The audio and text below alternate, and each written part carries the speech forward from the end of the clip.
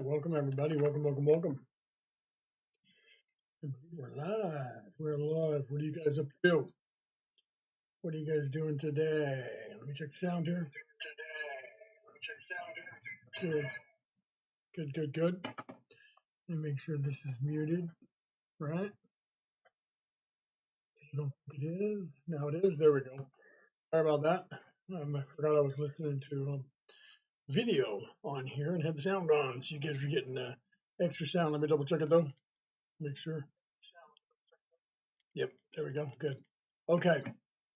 Welcome, welcome, welcome, welcome, everybody. Right?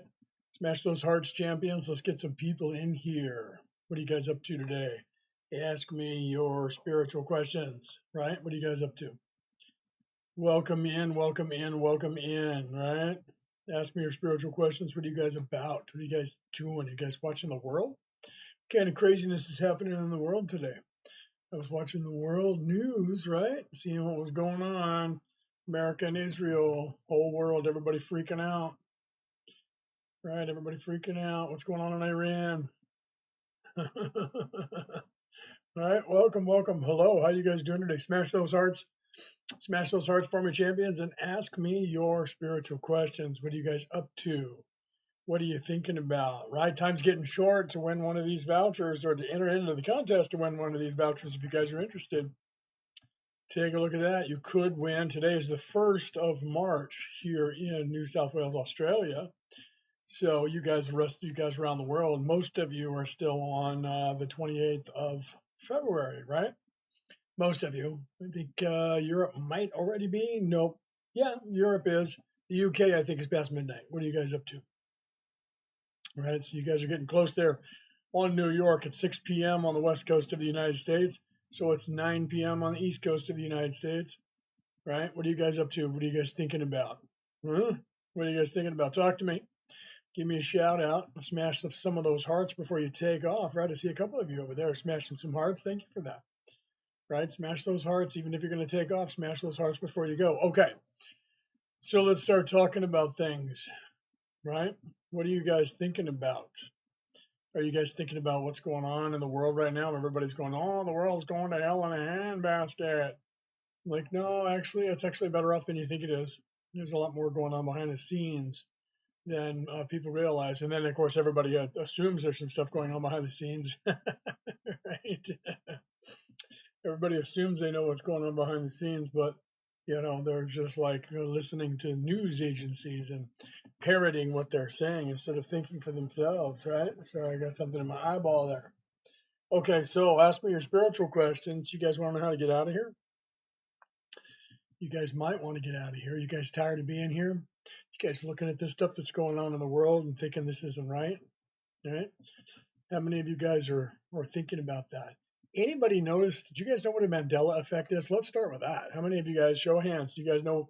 Hands up, folks. Do you know what the Mandela effect is? Does anybody know what that is? Do any of you actually remember some of those things that they call the Mandela effect? Because there was a new stuff. Thank you, VBD. VBD 1909 says yes. Yes, I know what the Mandela effect is. Or was that yes to and yes again, right? So that was yes and Mandela effect, and yes, I have some of those memories, right? So there was a Mandela effect that just started happening a week ago, because today's Sunday for us in New South Wales, Australia. That's when I first started discovering some stuff, right? Rich says yes and yes, right? Okay, so let's talk about the Mandela effect and why they're happening. Everybody says CERN. Not true. It's not CERN. They wish it was. They're freaking out. They don't know what's going on. Okay. Everybody, welcome, welcome, welcome. Everybody, set, go. Smash those hearts for us, champions, and share this out so we can get some more people in here, so we can become a little bit more popular, and then more people can partake. Okay, so the Mandela effect, right? We know that was created because there are millions, if not billions, of people around the earth that remember different scenarios surrounding Nelson Mandela than the one that is currently in our history and timeline, correct? Right? There's at least 3 that I'm aware of. 3 scenarios that everybody remembers, right? One of which, of course, is the scenario that's happened here, right? Nelson Mandela was in prison, got out of prison, became the president of South Africa, and then his wife became the president of South Africa after that. I think that's the actual version now. because there's also, another version where she became the president of South Africa when he did not. Right? So it depends on what you remember. Do you remember that he died in prison, or do you remember that he made it out of prison? Right? They call it the Mandela effect because they claim that people are just remembering events wrong. Weird though, and I say this all the time, weird though that millions of people remember the same event exactly the same way wrong. Not like, did the Monopoly man have sunglasses or no sunglasses? No one remembers that. Did the Monopoly man have a mask on his face like Batman? No one remembers that. But if I ask you, did the Monopoly man have a monocle on one eye or not, do you remember that? Okay. What is that about? Right? Monocle or no monocle? How about, let's go with some other ones. Let's go with one of the big ones that everybody recognizes, right? Yes, with the monocle, right? No monocle, they'd say that it never happened. Mandela effect. But there are millions, maybe even hundreds of millions of people that remember that he had a monocle. Okay, right? Monocle, right? I agree with you. Okay, so here's another one. Do you remember Tinkerbell from the Disney introduction in the Disney all movies and television show? Did she fly up to the screen and go like this and go pow, and all of the sparkles went all over the screen, and then she flew around and flew over the castle with the sparkles following behind her? Or did she just fly up to the screen with a wand in her hand and fly away and then fly over the Disney castle, right? There's millions, if not billions, of people that remember her coming up and going pow right in the screen and all those sparkles going on the screen. Disney says that never happened. They say that's a Mandela effect. Weird that people don't say she pulled out a Uzi and started firing. She, different variances of that. Yeah, she circled 3 times and then went over the. Everybody remembers that she came up to the screen and went, and then whoop, right, tapping the screen. Exactly. Okay, I remember that very distinctly. Disney says it never happened. You can't find it. Most people were thinking that Disney was lying and they were trying to find old tapes. I was like, guys, you're not going to find it. Okay. You're not going to find it because you have a memory of a timeline that doesn't exist anymore. Okay.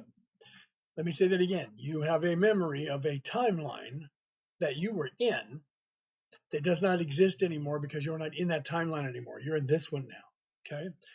And the reason for that is not CERN. Oh, CERN, it's all the bad guys. They're playing around with stuff and time travel, and they got us all messed up, and they destroyed an entire timeline. This is not true. Okay. Bad people did screw around with stuff and fracture the timelines so that we had all these different timelines that were out there, and most of which they were in charge, and evil people, did things like there's one where the Nazis won the Second World War, one where the Japan won the Second World War. There's one where there's a dystopian society and AI is in charge right now, right next to this one. Okay, AI is in charge. Everything that they want AI to do in this one is already going on in that one, and they want us to shift into that one and make that one better. But it's not happening. See, we're here, they're fixing it. There are some of us who are here and we're fixing these timelines and pushing them together, right? And that's why. That's why you have these memories like Chick-fil-A. How is Chick-fil-A spelled, right? Is it C-H-I-C or C-H-I-C-K? Let's start with that one. And then is the word filet, Phil, F-I-L, and then a hyphen, and then A, big A? Or was it a word, filet, right? So, yeah, right. So there's a couple of different memories around that too. Chick-fil-A swears that it is what it is right now. It has the hyphens in it, right? And it's, sorry, car going by. And it's C-H-I-C-K hyphen or dash, right? Phil, F-I-L dash big A. Okay. Wasn't that way originally. Some of you may not remember that. That's okay. It wasn't that way originally. It was different originally. It was C-H-I-C, not C-H-I-C-K. And then it was fillet, like a fillet of fish. Fillet, the French word, right? Fillet. I'm in New South Wales, Australia, and the Australians and the New Zealanders say fillet, not fillet. Okay. So tap those hearts, champions, and let's get some more people in here. Share this out. So the timeline shifts or you remember those. Why do you remember those? Okay. There was one that just happened last weekend. We'll talk about that in a minute. Why do you remember those? You remember those because you were supposed to. You remember those because you were in another timeline. But most people don't remember them. Why? Because they were not in that timeline, or they're completely veiled and they're not supposed to remember that timeline, because most people aren't. When the timelines are being pushed back together and collapsed back together as we're repairing some things and we're getting rid of the control by the what I call the controllers in my book, right? I call them the controllers in this book right here, The Reality About Reality, Returning to the Old Ways, okay, by me, Leonard O'Neill. There's a link in the bio if you guys are interested in that. And I call them the controllers because if you name names, even on this platform, you can get in trouble, right? So I don't name names, right? Welcome, welcome, welcome. News Jam 25, welcome in, welcome in. Smash those hearts, welcome back, welcome back. Smash those hearts and let's get some more people in here. Okay, so we're talking about the Mandela effect again because I thought it would be a good place to start, right? Some of you were here before, especially News Jams was here before, so you remember having these conversations, okay? So not because there's a timeline shift, but because we're talking about timeline shifts almost all the time, right? Create Joe, thank you for that. Thank you for the rose. Thank you for those roses. And that ice cream cone, right? Thank you for that ice cream cone. So you guys have to realize that there's more going on here than you realize. There's a thing that's called the temporal war. Most of you don't know about that. You guys like heard of the Anunnaki, so you might get some idea of what's going on with that, right? So there's a thing called the temporal war. When you look that up, people say, oh, well, that means there's a war going on in time, past, present, and future. Yes, but it's not just that. It's also going on in reality, right? And in third dimension, fourth dimension, fifth dimension, and in the splits in the reality. So overlapping universes, okay? Overlapping universes is also going on. All right, that's a scary thing for most people. You actually exist in more than one universe. You also exist in more than one body. You just don't know that because of the veiling. You think this is all there is just you. So you haven't expanded your consciousness to the possibility that there could be more of you. And you haven't expanded your consciousness, unless you already have, to the idea that you may have been here more than once. And you may have been here a lot more than once behind you in the past. Okay. Not to mention being in other realities. And then there's people who are starting to wake up and remembering these realities, and they're starting to tell people about it. You guys can look up the writer, the author, Philip K. Dick, who wrote a bunch of books, like I don't know how many, 100 or something, or more than that, a lot of books. And like 10 of them have become movies, right? They just have different titles, like Do Androids Dream of Electric Sheep? That's actually Blade Runner, the movie Blade Runner and Blade Runner 2049. That came out of Philip K. Dick's movie Do Androids Dream of Electric Sheep? And then We'll Remember It For You Wholesale became what was that movie? They made it with Arnold Schwarzenegger, and then they made it again afterwards about going to Mars, and there was the Total Recall because the company was Total Recall. Right? So they made the movie called Total Recall, but originally that was called We'll Remember It For You Wholesale because that was part of the commercial that was in the Total Recall commercial. They said, we'll remember it for you wholesale. So that's what Philip K. Dick called that, right? I know about Total Recall. Yeah, right? Right? Welcome in, welcome back, right? Welcome back, 3A. So literally Total Recall used to be called that. Now, Philip K. Dick, the guy who wrote those books that became movies, and there's at least 4 of his books, maybe 5 or 6 of his books became movies, science fiction movies that are blockbuster science fiction movies. At one point, before he passed on, he was over in France. I talked about this the other day. He was over in France and he was reading the stuff that he wrote. Okay. And he wrote a prepared speech and he had it in his hand in paper. And there was a French guy sitting next to him, and that guy was reading it in French to the audience. You can Google this, or you can go to YouTube and you can look up this video. There's many versions of it, but most of them they tried to take out the French guy because it takes a while to watch it, and then you have to sit there and wait for the French guy. If you don't understand French, you don't have a problem with it. But if you don't, you might want to go, I don't know. Well, the problem is every time they edit things to take the French out, sometimes they edit out a few lines of what he says as well. I noticed that because I started watching a few different ones. So there's a couple on there that don't do that, and then they're watch the whole thing. Be diligent and watch the whole thing and sit there and listen to the French. If you understand French, you'll understand why. But if you don't, it's okay. Just please do that, because you'll find that before he passed, Philip K. Dick said every single book I ever wrote was a timeline that I was alive in. I didn't make these stories up. They were stories that I witnessed. And he talks about that and tells the story of the different things that he did. Okay.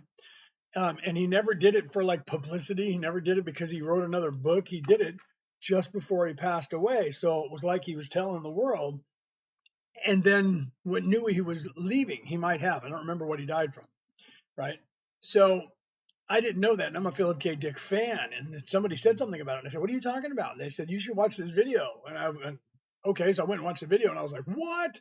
Blew my mind, because I'm aware of that. And I was talking about it. And that's why they asked me if I saw the video. And I said, "No." So when I showed Brooke, my wife, she goes, "You talk about this all the time." And I said, "I know that, but I didn't know that Philip K. Dick talked about it." I said, "It's always good to see other people." I always try to point out, for all of you guys, different places you can go that you can get some of this information that's not just me talking about it, because, people tend to, if you say things, people tend to think you just invented them or you just make them up. A lot of times, while I'm talking, people say to me, what makes you think you know what you're talking about? And I'm like, well, when I'm talking about spirituality and religion, let me tell you that I have 4 different religious titles, one of which was being knighted by the Roman Catholic Church. I'm also a Reiki master, okay, a Reiki master teacher, which also, that's a spiritual practice. It's not a religion. Okay, so I have 5 spiritual titles, and I'm a theologian. And I wrote a book about it. Okay, and I'm a published author. Okay, I actually have 4 books that I've published, but the other 3 one was a sci-fi what if about ancient aliens, because I'm the creator of Ancient Aliens Worldwide on Facebook. That has almost 300,000. Every time we get to 300,000 members, weirdly, Facebook decides to delete like 10 or 15,000 of our people. And then they go, "Oh, well, those were just inactive." Weird that I have accounts that I haven't been on for 4 years, and they never booted me off of those accounts or deleted them. But somehow these people that are in the group get deleted anyway, right? Moving on. So, you have to look at what's going on, right? You have to look at what's going on. So I've been doing this and looking at these things, and I know a couple of things, right? In researching that, just like there was a video that somebody just had this morning that I looked at. No joke. There was a video this morning, and nobody knew what it was, and they said, "Is this a balloon?" And the bottom part of the video, it looked like an old machine from like the era of, maybe like steampunk era or something, right, from the 1600s. And it was kind of interesting, but I looked at it, and the bottom part of it looked a little bit like that spaceship they always show in the Ancient Aliens thing, where it was drawn, the Popol Vuh and stuff. And I think one of the others where it was drawn where one of the Aztecs was sitting inside this thing with his bare feet controlling pedals, and he had a thing stuck in his nose. The outside of that, the way that looked like what this thing looked like. And I thought, okay, somebody's trying to do that. And I kind of glanced at it, and I said, "I don't know." And my wife said, "It's probably a balloon." And I said, "Well, here, we can actually look at it if you want."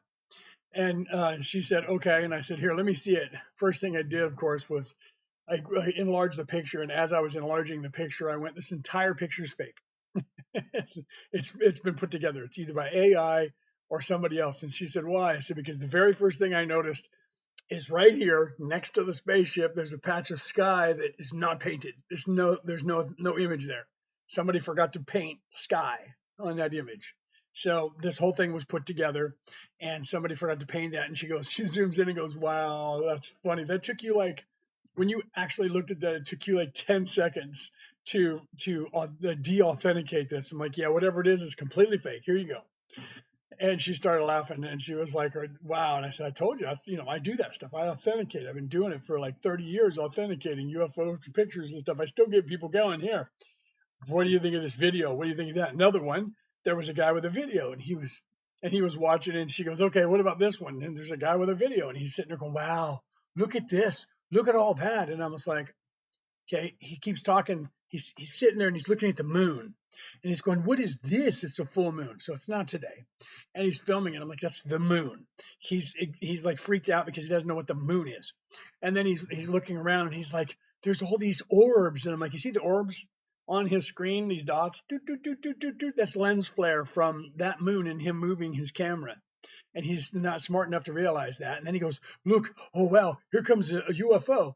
And he zooms out, he turns this way. And as soon as I saw it, I'm like, and at the same time, my wife and I both go, "Airplane, it's obvious, has all the actual lights and the blinking light, and they're in the right places, and it's just an airplane flying across the sky."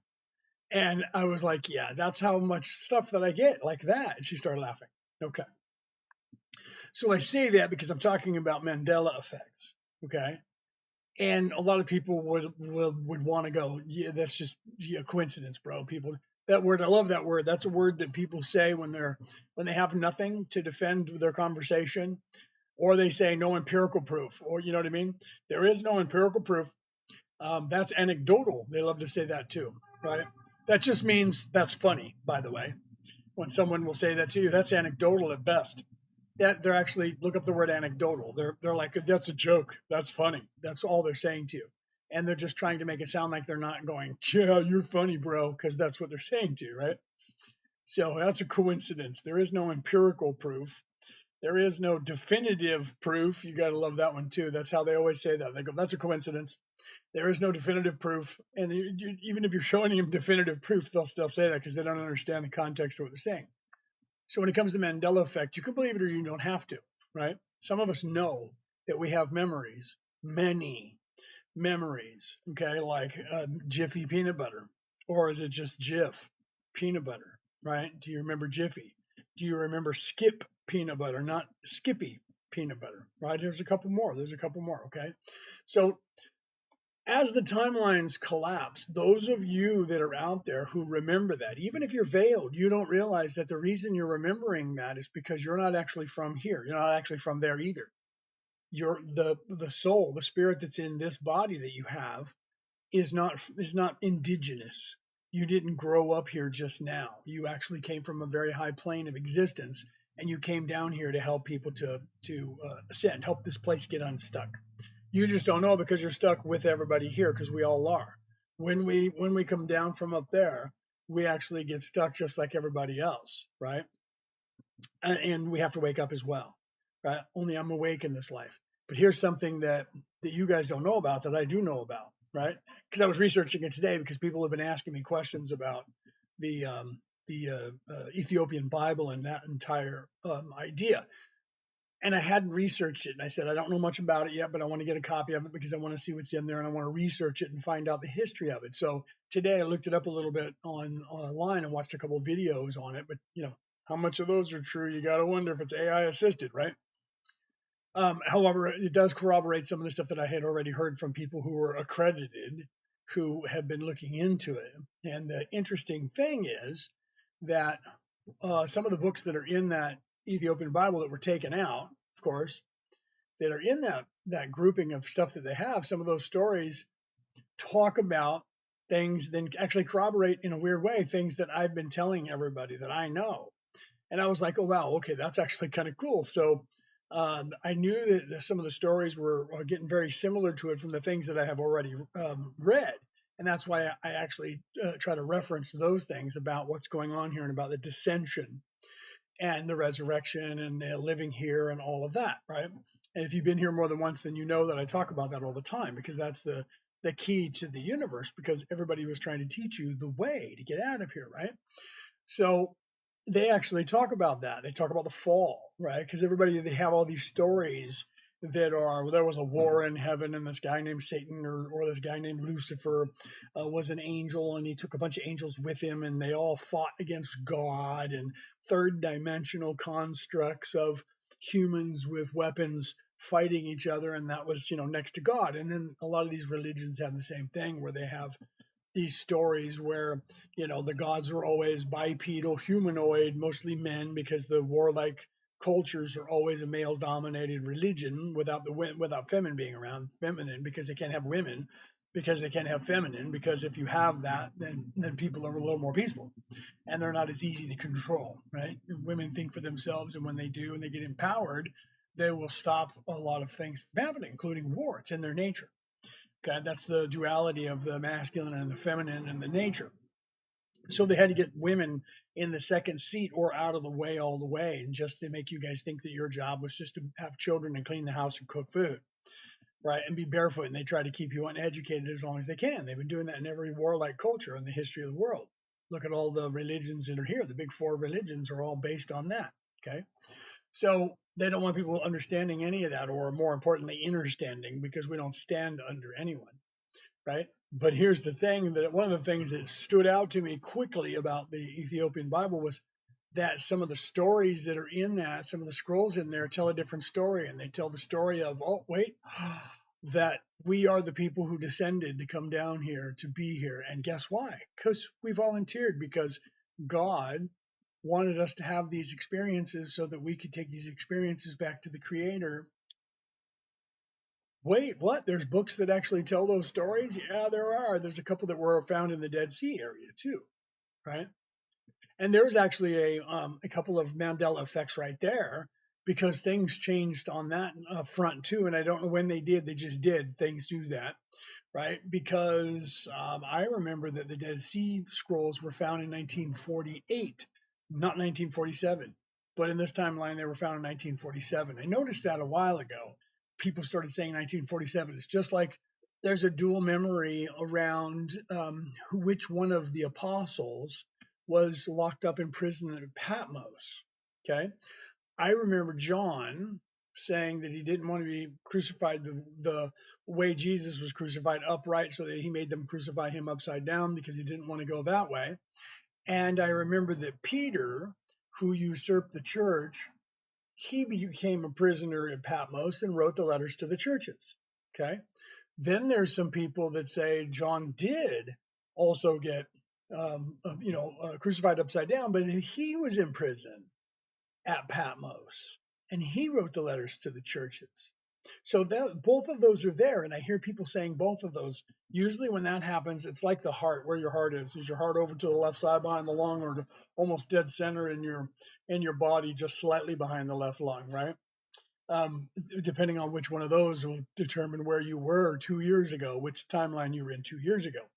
But both of those are actually findable on like Google, right? So those are still almost equal in the amount of people that remember them, so they're being held on to. The same thing is John or Peter being responsible for writing the letters to the churches in the prison on Patmos, which is really weird, because it was always Peter who wrote the letters to the churches, and John did get crucified upside down. But now people are saying that he was on Patmos and he wrote the letters to the churches. And I'm like, well, then what happened to Peter? And how did Peter go? Where did he? Well, because he was the one who was on Patmos, and then he eventually, I believe, was let out of Patmos, or he became unalived there, but he didn't get crucified upside down, because it was John who was famous for that. So in both of those memories, John did get crucified upside down, but one had him have that happening on Patmos. I'm like, then what happened to Peter? So now I have to find out what happened to Peter, because he was the one who passed away on Patmos, right? So there's a timeline shift that I don't know when that happened. I just know that one day people were talking about it, scholars, and they said John wrote the letters to the churches. I said, no, you mean Peter? They said, no, John was in prison in Patmos. I said, that's not the way it's been. And they were like, it's always been that way. I don't know where you heard that. So apparently it's a Mandela effect, but when you Google it, I was talking about that and I said I couldn't find it. And then I watched a video and this guy said Peter wrote the letters to the churches. And I'm like, there's one there. There's a guy there that said Peter. And he remembers it as Peter, right? So there's some people who remember that. So there's a chance. I don't know if you guys know the Bible, the Christian Bible. So as a minister and a theologian, that stuff's kind of important. But I've seen things change. Just since last May, I've watched in I don't have it here, but I wish I did. I'm gonna have to get a copy of it. I had a copy of the Smith's Bible Dictionary, which is the Bible dictionary that most theological colleges use as the most accredited. and comprehensive Bible dictionary, right? Literally it's a dictionary about the Bible and everything that's in it. So Smith like compiled all the evidence by looking, being a theologian and putting everything together and organized it so you could find it. And the date for when Jesus was born has changed 3 times since May. 3 times since May. And I don't have the Bible dictionary to look at now, but scholars on around the world are they just changed it again. So it went from last May it was 7 BC. Okay. Now it's down to 3 BC. It's changed from 7 to 5 to 4 and now to 3. So it was 7, then it went 5, 4, 3, 4 times. So it's about to change again because everybody's claiming that the resurrection, the 2,000-year anniversary of the resurrection of Jesus is in 2033. The only way that that can happen is that Jesus would have to have been born in the year 1 BC for that to happen. So that's changing stuff, right? So those are some timeline shifts that have happened that some of us notice and we talk about when we're not on here talking to you guys. The one that just happened was the music one. I talked about that the other day. The music one was the one that just happened. So if you guys are interested in that, go and listen to the music that you know. Listen to everything you've ever heard on more than one platform, even if you have the DVD or the CD or the Blu-ray or whatever you have, even old cassettes. Listen to them because they're different now. So we're in a timeline, unless they're not to you. If they're not to you, then you're from this timeline. If the music is different in some of the vocals, not the words are just about identical in everything that I've listened to, but there's different tones, different pitches, sometimes a little bit different solo rhythm, sometimes different. A lot of times the rhythm is slightly different in a different key. If you know music theory, in a different key, whole songs in a different key when they used to be in like G and now they're in G minor or something like that, right? And so you can like I haven't even listened to classical yet. I'm a big fan of classical, right? So I'm going to start listening to classical and see what happens there. But anything that you've listened to, I know most of us grow up listening to music, so there's music that you know that you've heard the same song 1,000 times or more. Go and listen to it, put in your earbuds and listen to it, and you're going to go, what the? There's going to be subtle changes, right? I'm not trying to plant that in your mind. I'm just saying to check it out, right? But some of you don't notice that. Some people that so far I've asked them, almost everybody that I've asked, if they notice anything about music, they're like, yeah, and they've already noticed it before I said anything. Music is kind of weird, something wrong with it. So that's one that did happen on last Saturday, between last Saturday and Sunday, because Sunday, Australia time, right? Sunday morning, we were on our way over to the markets because we had a booth that we had set up to sell our jewelry and do Reiki, and for me to talk about stuff like this to the people, right? So we were Reikiing people and all that. Along the way, we were listening to music, and I started going, "That's weird. That's different." And I looked at Brooke and said, "Don't you think that's a little different?" And she goes, "Yeah, there's something wrong. Maybe there's something wrong with the what we're listening to, or Spotify. We thought that they upgraded. No, I looked up and Spotify did upgrade their stuff, but that was starting back in November. So I thought, well, maybe it just didn't hit us till now. Didn't think of anything of it till the next day when a friend of mine who's in the United States said, if you notice that this music is weird, I said, yeah, I'm on Spotify. And she said, so am I. And I said, well, maybe it's Spotify because they just did an upgrade. Maybe they just did ours and they just did yours. And she goes, no, they did ours back in November. It happened like today. I'm listening to music in the last 2 days and it's just not right. And I was like, okay, we need to look at other platforms. That's when I started going, wow, okay, there's actual stuff that's going on that's kind of crazy, right? So we figured it was a timeline shift. We just don't know what else happened. So we got people looking into that. What else is different? Well, there's a couple of things that I noticed that I wasn't sure of and I had to look up, like the stuff going on with Iran happening today. If you guys are from yesterday and today, with Israel and America, and I was like, they already did that. What's going on, right? There was something that was already done, and then I started looking into it and realized that I had the memory of the first time last month or 2 months ago, or whenever that was, right when they went after all the nuclear sites, and then the stuff that they just did, and I was like, but they already did that, and so that's changed, right? Flash, welcome in, hey. So that's changed. So that might be something that had changed last week that I didn't realize because that just disappeared apparently, and they hadn't done what they just did in the last 24 hours, right? Which I went, okay, so there's a weird one, but that's the first time I talked about it. Was just now. I haven't talked about it with anybody else. Okay, so why is that? Why are these Mandela effects? If you guys just tuned in and you're thinking, what is he talking about? He's talking about some things changing. What? Mandela effects and why that they're happening. If you remember them, if you remember certain things, and there's some that are really big that a lot of people remember, like the monocle. Did the Monopoly guy have a monocle or no monocle? Like Tinkerbell, did she come up to the camera and go pow and all of the dust went like this and then she went over the castle, or did she just fly up around you and go back over to the castle, right? So those are what they call Mandela effects. And yeah, that's what it's called the Mandela effect because Nelson Mandela, even I don't know if you know who he is or who he was. Nelson Mandela was part of the resistance in South Africa, trying to free everybody, especially the black people in South Africa. And he went to prison, and he was in prison in South Africa for a long time, like 20 years. And he got out of prison. Hold on, then there's a memory that people have that he died in prison. Okay. And then he didn't, and he became the president of South Africa. And people said, wait, I thought that he had died in prison. And so they officially named that the Mandela effect and said that you guys are just remembering the events wrong. Right. But there's like millions, if not billions of people worldwide who have the exact same memory wrong exactly the same way. And that's impossible.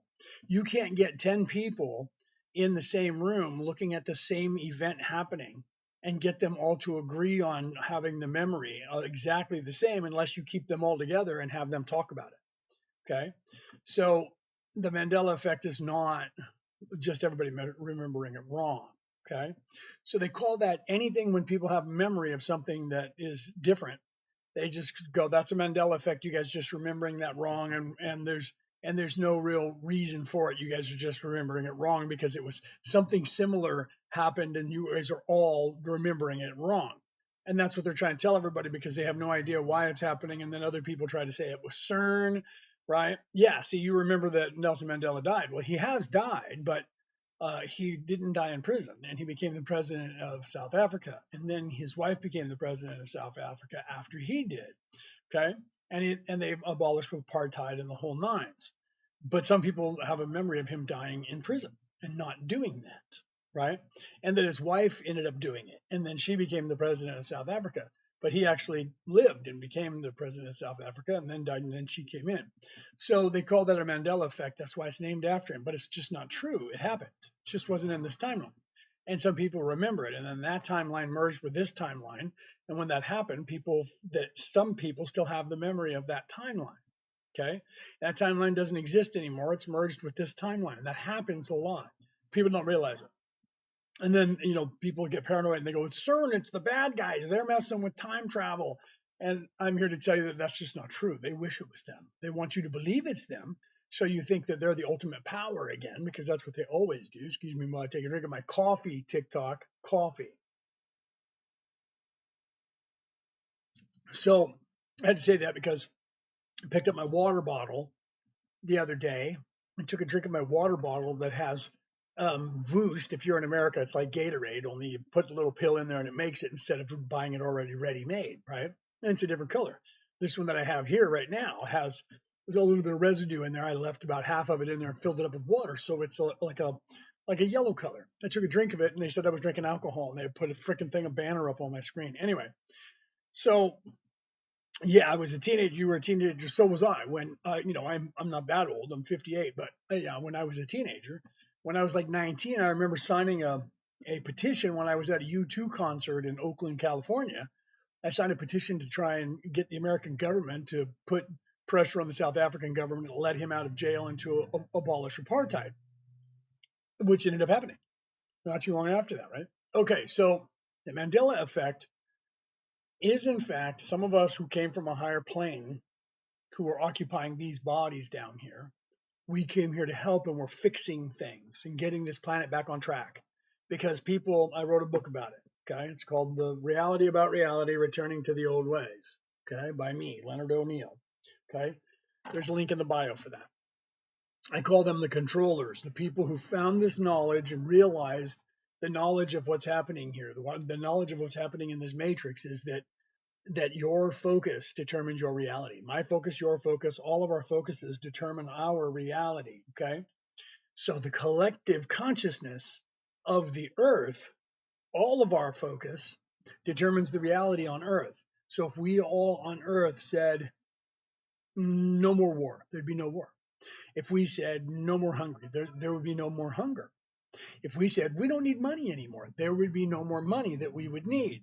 Well, we can't get everybody on the same page for very long, but they're working on that by keeping you guys and me and all of us focused on their world. Okay. They constantly tell you on the news about the world and the countries so that you're thinking about the world and the countries and that they're in charge and that we need money. So they're constantly telling you about money and the stock market and the stock market report and what the value of everything is. And that way you have to pay money. And then they're saying, buy this product and buy that product and buy this product and buy that product so that you're spending the money. So all of television, that's why they call the stuff that's on during the day programming, by the way. That's your program. That's another program because they're programming your mind to solidify their structured system. Okay. And they're giving you a little fake reality that is the system that's not exactly like this one, but it's really close as can be. And you sit there and you watch that. So you go to work, you're in the system, you come home, and they occupy you with the system that they want, where all the money goes to them. They know that your focus determines your reality. They're also keeping you from focusing on the self to raise yourself to a higher plane of existence. They're keeping you in this one. Okay. And I'm here to tell you truly that that's what's happening. However, those of you who remember these Mandela effects, you came here from a higher plane of existence. And you came here to help these people have a fighting chance to get back to where they're supposed to be. Okay? You just don't know it because you're veiled like everybody else, because we all are when we get here. Okay?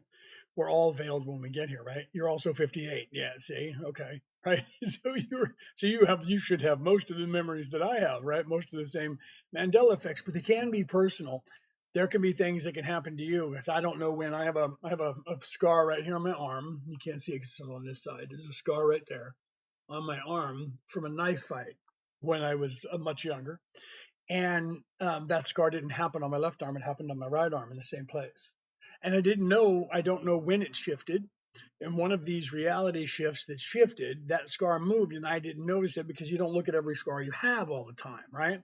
One day I happened to be sitting and I looked at my right arm and I went, oh, wow, where's that scar that used to be right here on my right arm? That's weird. Well, over time, sometimes scars fade. So I didn't think anything about it. A couple of days later, I happened to look at my other arm and I went, well, look, here's that scar right there. That scar shouldn't be there. It happened on this side of my arm. And people will just say to me, you just remember it wrong. No, I have a really good memory. I have total recall, drives everybody crazy. Okay. So I don't normally ever remember anything wrong. Right. I wish I had eidetic memory because then you could say, what's the third word on the fourth, on the second paragraph on page 87 of your own book, and I could tell you what that word was. Eidetic memory is beautiful. That's better than photographic, right? I have total recall, which is just barely below photographic, and eidetic is crazy. Okay, so I can watch a movie with you once, and then a year later we can turn it on, and I can I can say all the lines as they're saying them. Okay. And people will go, what? My wife can't even remember a movie we watched a month ago. And I'll start talking about and quoting a movie that we watched, and she'll go, wait, what? Did we watch that? And I'll go, yeah. And she'll go, I actually don't remember doing that. And then I start telling her about it. She goes, oh, yeah, I remember that. But I remember all that stuff, right? You do know everything about everything, so it's nice that you do these lives for people. I don't know everything about everything, but I know a lot about everything. But that's one of the reasons why I'm here, because I have a better memory, and I've also have no veiling. So I'm here to actually, and welcome Lily, by the way, welcome back. And I'm actually here to make sure that I'm here to help you guys, right? So, and then, and now we have somebody that has to interject politics. That's not my religion, bro. So, let that stuff go, right? Please don't type any more of that stuff in, because if you do, I'll have to mute you, right? Hang out, brother, and we can have conversations and learn stuff and talk about spirituality instead of talking about the religion of evil. Okay. I mean, we can talk about the religion of evil, but I don't pick a side. It's not my religion. So I'm not going to pick a side and start, chanting and parroting what those people and the priests in that religion want you to say, right? That's part of what I wrote about in this book, that they're brainwashing you into picking a side with everything, and they're telling you what to say, when to say it, and who to say it about. And those words you just said right there, Khan, are exactly that. Okay. Those are you're parroting words that came from a legacy news media that are explaining to you what they want you to think and say. So therefore, you're picking a side, because you're also, if you're doing that, you're also probably picking a side with religion, and religion recruits you. Spirituality waits for you to find it. Okay, and most of the religions of today, especially the Hebrew religion, the Christian religion, and the Muslim religion. Let's just start with those three. Those are nothing but war machines. They're designed to wreak havoc on the earth and try to conquer it. And they're warring with each other, and all of them, none of them can exist without the Hebrew religion, because they're the ones who spawned that religion. So without that religion, neither one of the other two can exist. But they're all, literally for the last 1,000 years or more, for the Hebrew religion, 2,000 years for the Christian religion, and the Muslim religion came later. So they're only about 1,400 years. They're just based on war. So they're being controlled by the evil people. Okay, so it's so cool that you have been unveiled since birth. Yeah, well, unveiled since before that too, right? But that's crazy enough. Just that one must have been hard sometimes. Yes, I was just talking about that with Brooke, because I was talking about having a conversation with my cousin, who was like my mother's age or older. And she noticed that I was sitting bored one day at a big event with everybody. And she said, "What are you doing?" And she said, "You look bored." And I said, "Yeah." So I started talking to her. And the next thing I know, she said something to me. And I said something very much awake. And, as an 8-year-old boy, I shouldn't have been knowing what I knew and said what I said. And she looked at me and asked me a few more questions, and I was talking like this to her, and she looked around and nobody seemed to be noticing, and she said, "Does anybody notice that this little 8-year-old boy talks like he's 35 years of age?" And everyone's like, "Ha ha, yeah, he does that." The only one who paid attention was my father, who came over and said, "What's going on?" Right. And he looked at me. He's not supposed to be talking like that. And that, so it is kind of hard sometimes when you're 8 years old and you're more mature and have more knowledge of what's going on in the universe than all the adults in the room, or you're in school trying to grow up and you're having to sit there and wait while the 2 or 3 kids don't understand that it's 1 plus 1, and they're in the fourth grade, fifth grade, sixth grade, and they're going, "Wait, so 1 times 27 is not 4?" And I'm going, "Teacher, can I just go forward in the book?" And they're telling me no. So that gets kind of annoying. It is kind of annoying when you have that, right? Somebody who does not know how to spiritual realms works. Not quite sure, Duke, what you were talking about there, right? So I'm on everyone's side, right? Dustin agreed. I'm on the side of life. I'm on the side of humanity, not a religion, not a politic, right? I'm on everyone's side, right? You should just turn the blind eye on people uh, getting genocide. Oh, you're staying on that subject, bro. No, no, you shouldn't. But you can't do anything about it. The only way you can do anything about it is to change yourself and change the culture of the earth. Until you do that, my friend, you're going to have that happen. People have been doing that all the time. It's the ecosystem that you're in, and that happens that way in third dimension. Okay, so the only way that you can fix that is to fix yourself, and then help fix the world so that that doesn't happen anymore. So you can't just like charge in and want to unalive all the people that are in charge of doing it, because then you become them. Okay, you take revenge on them, and their children take revenge on you.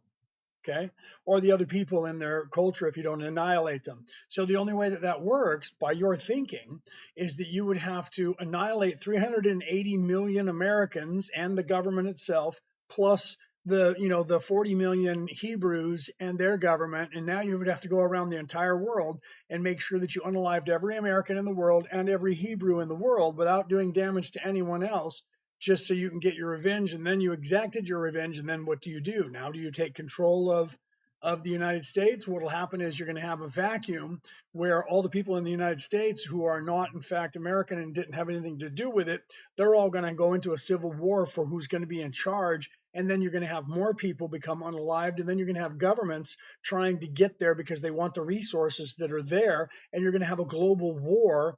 And then by the time that's done, you're going to have half of 8 billion people are all going to be unalived because you're mad because somebody's doing something to somebody else that you don't even understand. Does that make any sense to you? Okay.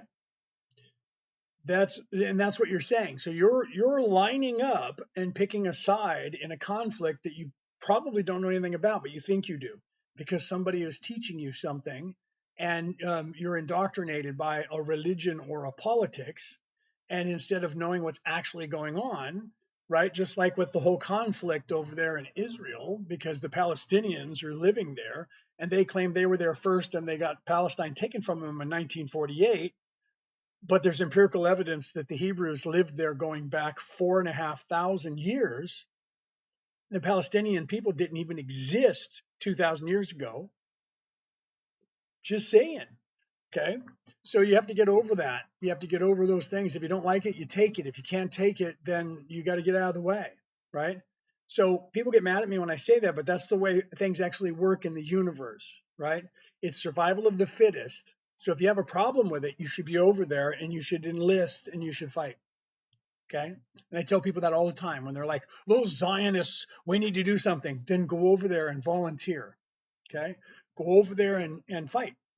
That's the quickest way to answer your question. Don't stand around complaining about it to everybody else. If you think they're doing something wrong, go over there and do something about it. Okay. And then you'll be unalived with the rest of them. Okay. If you want to fix it, you have to fix the culture of the world so it doesn't happen anymore. Peace is the way, not more aggression. More aggression begets aggression, and then more people become unalived. If you want to save the world, you want to save a culture, you have to change the culture that is driving the people to do damage to one another. Do you understand that? That's the truth of it. Okay. You have to look at that, bro. Otherwise you just perpetuate hate. If that's what you do, you're like, well, they killed my people. They unalive my people. Sorry, I got a little excited there, TikTok. So I'm going to go and unalive their people. And then their people get mad at you because you unalive their father in front of them. And now they grow up and they unalive your children in front of you, or you in front of your children. That just propagates hate. It just continues forever. That's what's going on over there right now. That's something that started over a piece of land and they're still fighting over it, my friend. And they're going to continue doing it until we stop them from doing it. And how do we stop them from doing it? Well, we have to change the culture of warfare. And since all the religions that are in that sector of the world that were created over there are nothing but war machines, the longer people keep following those religions, because it's a monotheistic, male dominated war god, they're just going to continue fighting. So you have to wake people up and change the culture by getting people to realize those religions weren't created. Well, the Muslim religion wasn't created for warfare. Okay. But the first thing that David did way back, now we're talking David, so we're talking like 100 generations ago, however far back that wasn't quite, it was probably at least 10, 12, 15 generations ago. King David, when he unalived Goliath, the first thing he said was God told him to go and unalive all those people and all of those people and all of those people. So that entire religion became a war religion. And who do they go up against? The Muslims, and who have then been fighting against ever since? The two religions. And then the Christians show up and everybody's unaliving each other. It's not going to end, my friend, if that's all you want to do is go and do that. So you want it to stop.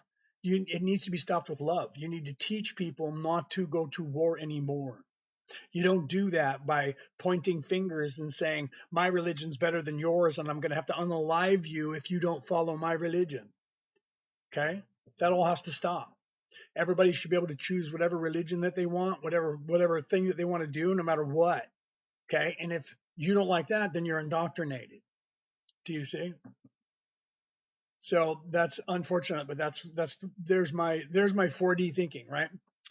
Okay, so well as above, so below, and within, so without still applies in 4D. Yes, it does. That implies all the way back to the creator. Okay, that implies all the way back to the creator. In fact, here's another thing, right? Remember we talked about that number 7 because of the 7 chakras, and I tell you that the creator loves that stuff. In the Ethiopian Bible, now I don't have a copy of it yet, so I still haven't read this, but I've watched some videos on it. There's seven heavens. 7 heavens. I think those are worlds or realities. They're probably levels, but we'll see when I get into it and I start reading it. But they talk about 7 heavens. I'm like, oh, that's interesting. Seven chakras. That's interesting, right? So yes, the as within, so without. The as above, so below is actually a perverted version of what you're thinking. It's not as above, so below. It's as below, so above. Okay, as within, so without. But they changed it so that you would have that third dimensional caste system of somebody's in charge above you. So they tell you it's as above, so below. But the place where they get that from is in Matthew. You can look this up. I wish I had my Bible here. I would open it up and read it to you. It's in Matthew. It's like Matthew, I don't know, Matthew 3:12 or 3:18. Don't quote me. It's in Matthew if you read Matthew. In Matthew, Jesus says to Matthew, he's talking to the people, Matthew writes it down. He says, I tell you truly that God said, what you sow on earth, I shall too sow in heaven. What you reap on earth, I shall too reap in heaven. So that doesn't mean as above, so below. It means as below, so above. Two versions. What you reap or what you sow, meaning plant, meaning come up with, meaning manifest, right? What you sow on, or what you reap on, sow on earth, I will sow in heaven. So whatever you create down here, I will create that in heaven. Whatever it comes out of that creation, I will also have that in heaven. So it's as below, so above, not as above, so below.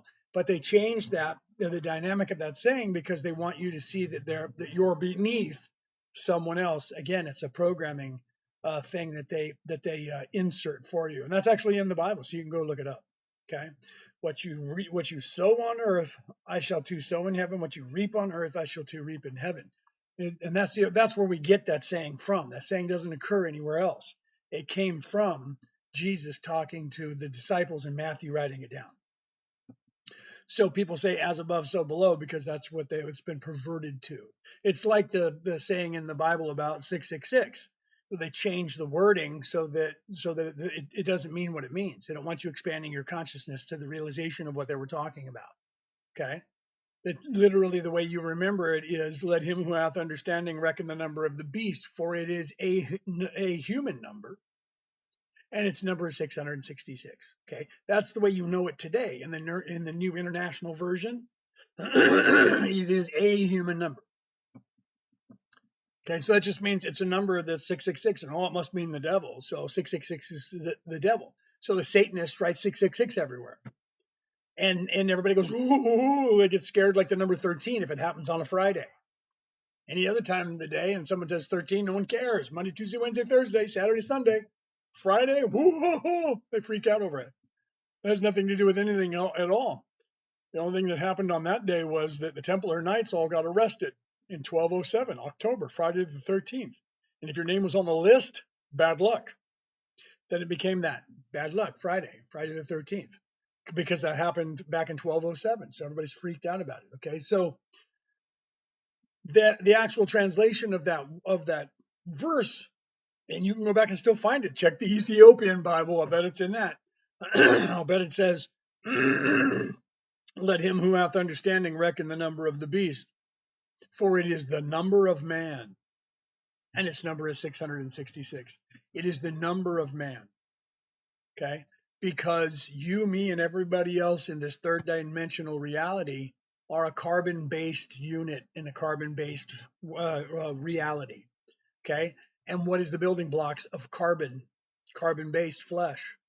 6 neutrons, 6 protons, 6 electrons, 666. So the number of the beast is that. And what is the beast? This reality. The beast is physical reality, physical plane, third dimensional reality is the beast. Okay, so you're supposed to overcome the beast. Overcome the beast. Meaning you're supposed to overcome thinking that this reality is real and realize that you are not this beast. Okay, that's what they were talking about. They had to rearrange that, take that out of there, changing one line in there to from the number of man to a number of man. Okay, take that one word out, the, and put in a, and now you don't have to explain what that sentence means anymore. Oh, it's 666, the devil's number. Devil must love that number. Devil just said, "What's my favorite number? 666. That's my number. I'll put the tattoo here. I'll put it right there. I'll put a tattoo, 666. I'm the devil." And everybody just bought it. Kids just bought it. 666 means evil. 666 means devil. Never asked a question of anything else after that. Okay, you have to look at that. And you have to realize that they just change things, right? Volunteers are walking up more and more, or volunteers are waking up more and more. Good will consume the evil. Absolutely, it is happening because you're moving into a utopian society, my friend, and you're going to move into 4D. Everyone, okay? That makes so much. That makes. What are you saying? That makes so much. Scripture makes more sense to me now. That's why I'm here to actually try and tell you things. There's so many things they changed or they're omitting that way you're looking right at them and you don't see them. So they just gaslight you. They Jedi mind trick and you don't see them, right? I don't know why I always come across that when I'm sitting here at midnight talking to myself, right? Samson here again. GH, hi everyone. Yeah, right. Welcome, brother. But if you remember, there was a line in the movie of Braveheart when the insane Irish guy came over and he was kept looking up and saying, "Yes, Father, I'll ask him." Right, and he was going through that, and they were like, "Who are you conversing with? God?" And he was like, "Yes." For an Irishman to find his equal, he's forced to talk to God. Remember that? So the next time you're looking up and you're talking to God, know that for you you trying to find your equal, you're forced to talk to God, my friend. That's why you're doing it. That's another thing. Gandalf said similar to that in Lord of the Rings when he got into it with Oakenshield, right? With Thorin about them staying and they should make camp, and Thorin didn't want to, and they got into an argument, and he's getting ready to leave, and everybody said, "Gandalf, where are you going?" He says, "I'm leaving." And they said, "Why?" And he said, "Because I'm going to converse with the only person who makes sense in this entire camp." And they said, "Who's that?" And he said, "Myself."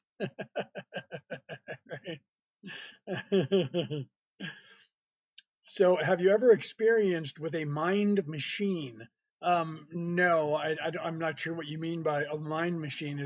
Are you thinking there's machines out there that like control your mind? That's just not true. But they want you all to believe that. They want you to believe you have nanites in you, and they want you to believe that 5G or AI is going to eventually do that, right? Light and sound therapy. No, I haven't, but I know what you're talking about because then they use the Solfeggio sequence, and I forgot what they call that because they use that now in when they're dealing with people who have issues to where they're helping them through their. That's one of the techniques they're using. I forgot what it was called, right? That goes through. No, I have not. I have not been exposed to that kind of torture before. Yeah, I don't. I also probably wouldn't have an issue with it because I'm not asleep. I don't have a veil, so I'm not affected where other people are affected by things that try to warp your mind into believing things, right? That's what they do to you all day long. They do things to you like, they have these different things. You guys can watch these guys that were working for the deep state, and they do these psyops on you, and they're right in front of your face doing that. I'm here to report about that. I wrote a book about that. Okay, I wrote a book about that, telling you that that's what's happening here. The reality about reality, returning to the old ways, is about what's happening here. They've done that. That's the entire thing that's happening to you right now, and has been for more than 12,000 years, is that you're in the biggest psyop you've ever encountered or heard of in your entire existence. And we're fixing it. And we're pulling everybody out of the psyop. That's what they've been doing to you this entire time. And I have come here to help you. Okay?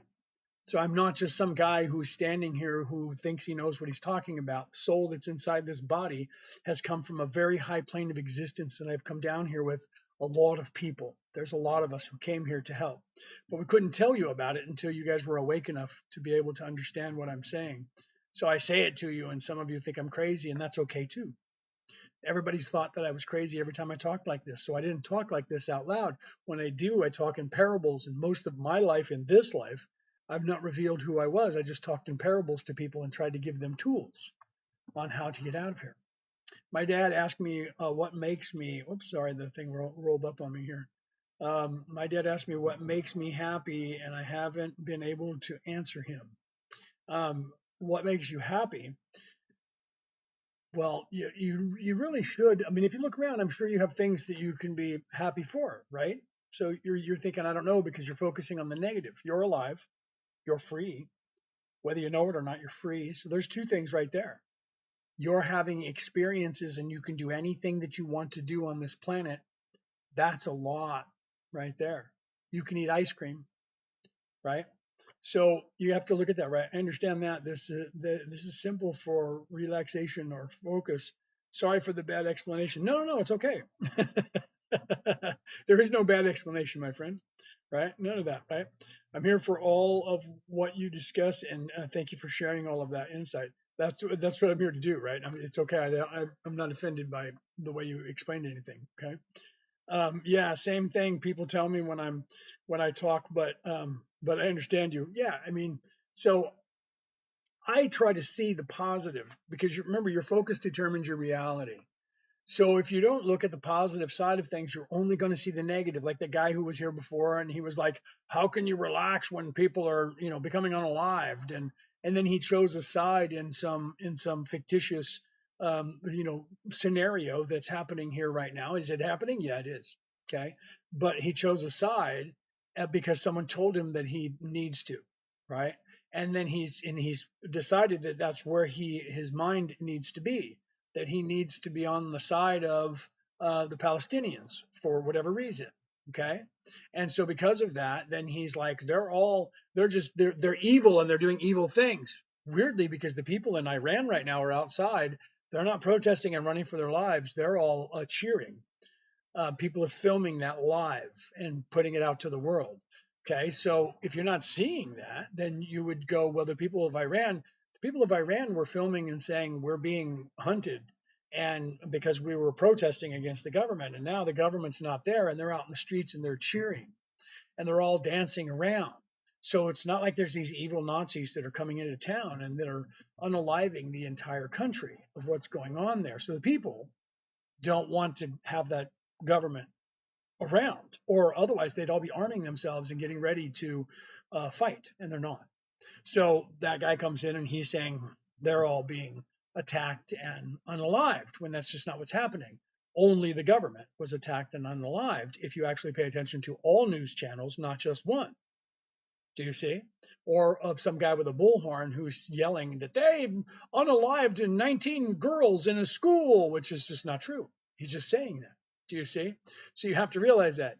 I'm not saying that what they're doing is the holiest of holies, and what they're doing is a good thing. But what I'm saying is that what most people think is happening is not happening.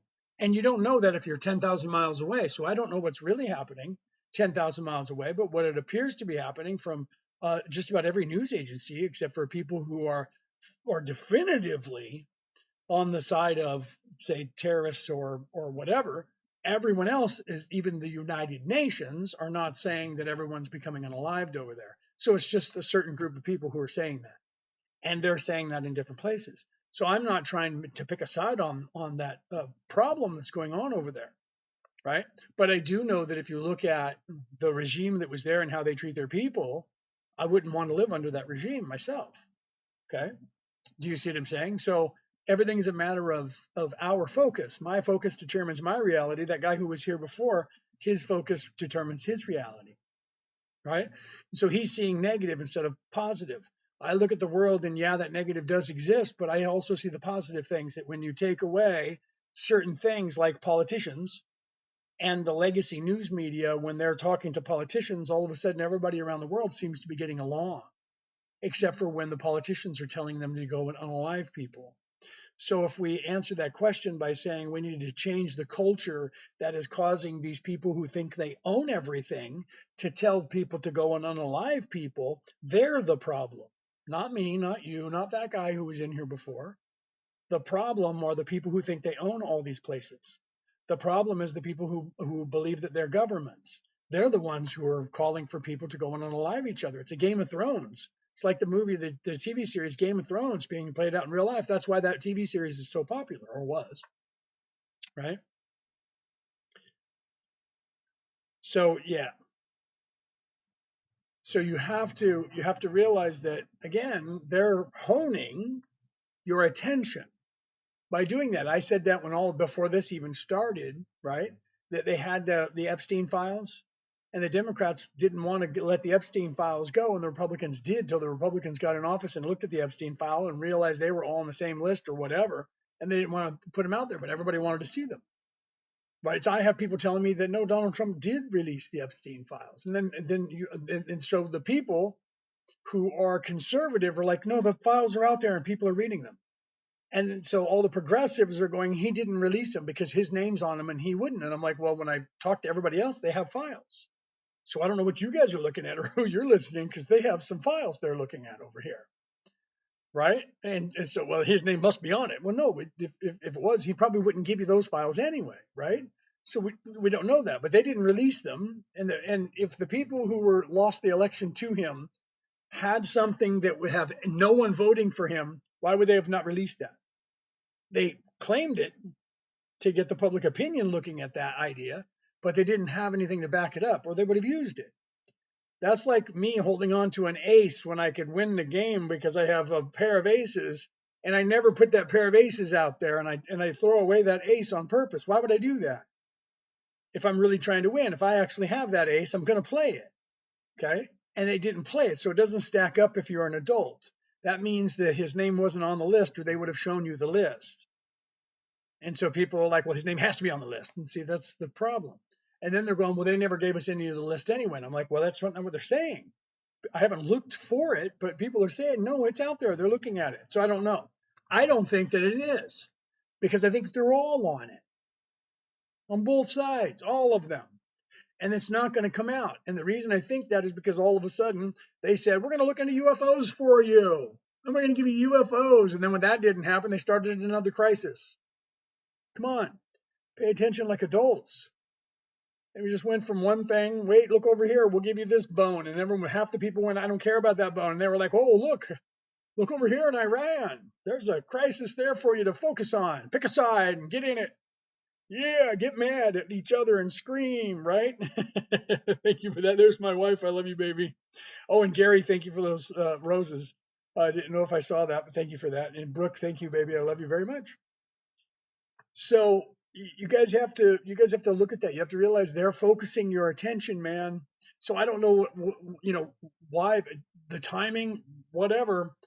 They went from where's the files, where are the files, where are the files, and then they were like, well, there's nothing there, and look, we'll give you aliens. And then that went on for about what, 5-6 days, and most people said, well, where's the files? We don't care about the aliens. And then all of a sudden they went, look, Iran. And now everybody's storming to the tables to see what's going on there, picking a side. Nobody's going to notice and worry about Epstein anymore because they're going to be worried about that now. And then those who don't worry about politics are going to be worried about aliens, right? Think about that. What's the common denominator? I told you that, okay? Common denominator is the people that are in charge don't want you to look at them. They want you to look at everything else and everyone else, including each other. You want to fix this place, you fix yourself. You raise your vibration. You become more spiritual and less violent. And then guess what happens when you raise your vibration? They can't Jedi mind trick you. They can't gaslight you anymore because you start thinking like an adult. And when people tell you things, you go, that just doesn't work. If I'm actually an adult, that doesn't stand up right. Because that story doesn't make sense. Like Adam and Eve. This story doesn't make sense if you're an adult. Hold on, let me take a drink of my coffee, TikTok. Coffee. I don't drink alcohol. I gave that up 4 years ago. Tomorrow, because today's March 1st, March 2nd. Tomorrow will be my 4-year anniversary with not drinking any alcohol. Okay, so the story of Adam and Eve, let's look at that. Let's look at that from a standpoint of how many people in the audience have children. Those of you who have children, raise your hand, or just say yeah in the thing. Okay, thank you for that, Lily. Right. So, how many of you have children, or you have raised children? Okay, yep, there's some yeses. Okay, so you're an adult. You guys are adults. You have children. Okay, would you ever, in your wildest dreams, walk in and set your kids down at the kitchen table? Okay, and then put a jar of cookies in the middle of the kitchen table and say, I'm going to leave and I'm going to go and take a nap. You guys can have anything in here, but don't eat these cookies right here. Don't touch those. I'm going to be mad. Okay. You can eat anything in this kitchen, but do not eat these cookies. I'm going to leave and I'm going to be gone for, I don't know, a while. Okay. Don't eat these cookies. Who would do that? So I'm supposed to believe that the creator of the universe, who is all knowing, all seeing, all loving adult, took the first two people, a little boy and a little girl named Adam and Eve, who have no idea what life is. Even if he created them at 25 years of age, they don't even know what they are, what they're doing, where they are. They're just brand new. I'm just like here. Thanks. In fact, Adam must have a scar now because there was this other woman named Lilith, and Adam said, I have this penis and it's really hard and I want to put it in you. And she said, get off, bro. And he went, Dad, she won't let me put my penis in him. And then he said, you're a whore. Get out of here, whore. You having sex with everybody, but weird because they're the first two. Then he says, don't worry, Adam, we'll get you a new one. This is going to hurt. And he reaches in and he yanks a rib out, pulls it out of his body, and magically turns that into another woman who's subservient. And she's going to have sex with Adam. That's the story they're teaching us. And then he says, don't eat these cookies. I'm going over here. And then, of course, they eat the cookies because he set them right in front of them and said, don't do this. When he could have just moved that tree and never told them about it. Or he could have put a wall around that tree so they couldn't get to it. Okay, so God, in this story, is so all-knowing, all-loving, all-caring, all-seeing that God didn't realize that those children were going to eat that cookie. Okay, there's only two reasons that entire story would go that way. One, God's a moron, and he's not a God, because a lowly flesh, pain body person who has raised children knows better than to do that. Or that story's not being told the way that story was intended to be told to you. And it only makes sense if you're a kid, because then what did they learn, boys and girls? They learned the knowledge of good and evil. And so therefore, they didn't know anything was evil, but therefore they knew they were naked. And they were ashamed to be naked in the eyes of the Lord. So they went and took leaves and put them on their private areas. And then God returned and said, who ate my fucking cookies? And they said, and they hid from God because they were naked. So then why did they put on the leaves then if they were naked in front of God? Well, they must have didn't like being naked in front of each other. Never mind that. We got to finish the story, kids. And then God said, what are you doing? Come out behind that rock. Why are you naked? Why are you think you're naked? You must have eaten my cookies. No, we didn't, Lord. And now God's mad because he left a jar of cookies in front of two kids, told them not to eat them. I'm going to leave now. And then when he came back, they ate the cookies. And then they were like, it was the snake. It was the snake told me to do it. And God, all knowing, all seeing, all loving, bought that story and got mad at the snake and said, you're going to be a snake forever. But I'm a snake. Shut up. Get out of my garden. Oh, and you two, get out too. But where are we going to go, God? Doesn't matter because you can't stay here. But there's nothing. You haven't made it yet. Shut up. Never mind that. There's other stuff out there. And then they went outside And weirdly, there was already people there. It doesn't make sense. Think about that. Right? Yes, there's a lot of speculation. It's supposed to be an allegory, right? The son of son. I love that you did that with your name. I came across a post that said the fruit was not a sin. The fruit was the monad activation. Yeah, people love putting that monad in there, right? Monad activation. Um, that that would make more sense. I'll be honest with you. That would make more sense because we had to have the ego and the conscience to be able to go forward. So that would make more sense. The story's still not about that either, but it makes more sense to explain the ego and how that happened, right? That's what they try to tell you is that they ate the fruit, and everybody always says the different fruit. Some people say it was a berry, and some people say it was a cherry, and some people say it was an apple, and it doesn't matter. They supposedly consumed something that gave them this knowledge. But here's the thing: the story of how that actually goes in real life is that there was a time when we weren't veiled. So Adam and Eve would have supposedly, if that's the case, they would have not been veiled. They would have already known that, but they wouldn't have had any ego. Okay. Because the real story of what those people were trying to tell us in those things, and I know this because I come from a very, very high plane of existence, is that there was a time when there was no veiling and people were down having these experiences, but they weren't able to have any organic experiences because they knew they were God. And we were all sitting around and going, dude, I'm God, you're God, we're all God, I love you, man, and we're going to get back to God someday, dude. And we became lazy. That's closer to the story of the Ajiji, by the way, becoming lazy and not wanting to take care of things because they did it all already. And we need somebody new. Okay. So that's in that story of Adapa, which is where the story of Adam and Eve comes from, because that's also some of you have heard of the story of Adama, right? Instead of Adam, Adama, it's still the same. And it's, I even make that connection with people going Adam, being an atom, right? So we're a new brand in, I'm not sure what the SYD means, premium streetwear, right? Streetwear and activewear free delivery. Oh, are you coming in here to advertise? Is that what you're doing? You're going into people's lives and advertising something? Is that what you're doing, bro? And follow us. So I would follow you if you didn't come into my live and do that. I would have followed you for that, right? I don't go into your live, so I think I will follow you so I can come into your live and put my advertisement in your live now. So know that Merlin and Maeve will show up in one of your lives, and I'm going to put the advertisement there, and we'll see if you boot me out of your live for doing that. Okay.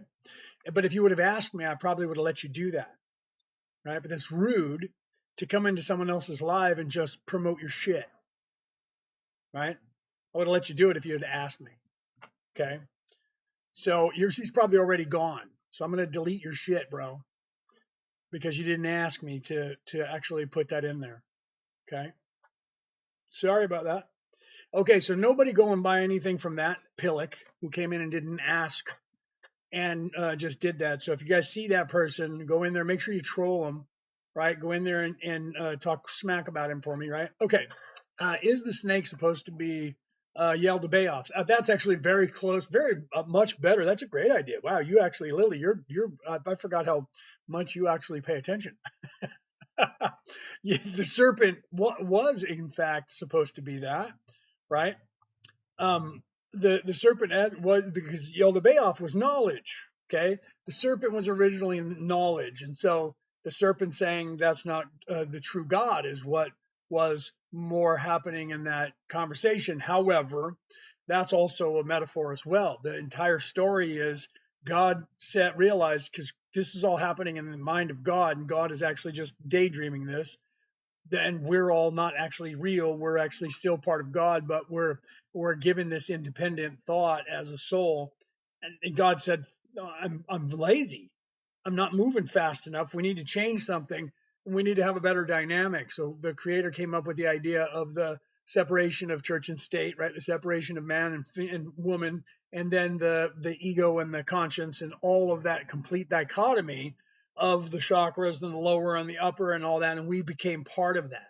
Before that, we weren't part of that. It was all here, but we weren't a part of it. So then we became veiled and became a part of it so that we could be in the ecosystem, because we kept getting lazy, like the story says, where the Archons, because the true, if you look at it, the Archons got lazy and created the Ajiji. Then they got lazy and wanted somebody new, and they created the Anu, which is what everybody thinks is the Anunnaki. It's actually us, right? And then God said, we just keep creating somebody new. I was lazy. I created somebody new. They were lazy, created somebody new. They were lazy, wanted somebody new to be created. And we created that person. We need to stop that, because that's what we're just doing now. So then the veiling occurred, and then we still have the ability to create everything. And so then we were put into third dimension and then moved all the way back up. That happened a long, long, long, long time ago in a galaxy far, far, far away. But this is the ecosystem that the creator still likes. And now we're making some small changes, like in this one that got stuck, and they were supposed to be stuck anyway, but they got more stuck. We decided to shift everybody into 4D instead of, because we talked to the creator and said, hey, boss, how about we do this? And because they're already all here and everybody needs to be cold anyway, how about we just don't do a calamity and unalive everybody? We move them into a different plane of existence. And it's going to be harder for us to do, but we can do it. And the creator went, that's a new scenario. Let's do it. I like your thinking. So that's what we're doing here. However, to get back to your question, yeah, it was the wisdom. The serpent was always wisdom until, and this is what I was getting at. So that's why, Lily, I love that you're thinking, right? I love you, my Brooke, my Satari. I love you, baby. There's my wife right there. Follow her. So Brooke O'Neill right there that gave me the hearts and the little things to get more people in here, and smash those hearts while you're in here, people. Let's get some more hearts in here and share this thing out. So literally, you have to look at those things and realize that that was the scenario about the fall, right? Because at that point the decision was made that they needed to have that information. So the whole story about don't do this is part of the story that is not accurate, but the part of the story with the wisdom. Now you have to remember that why did the serpent become bad? Because the knowledge that the bad people got, the ones that think they own you, they had to turn all wisdom. So every character in history that was depicted as a wise person had to be turned into, evil.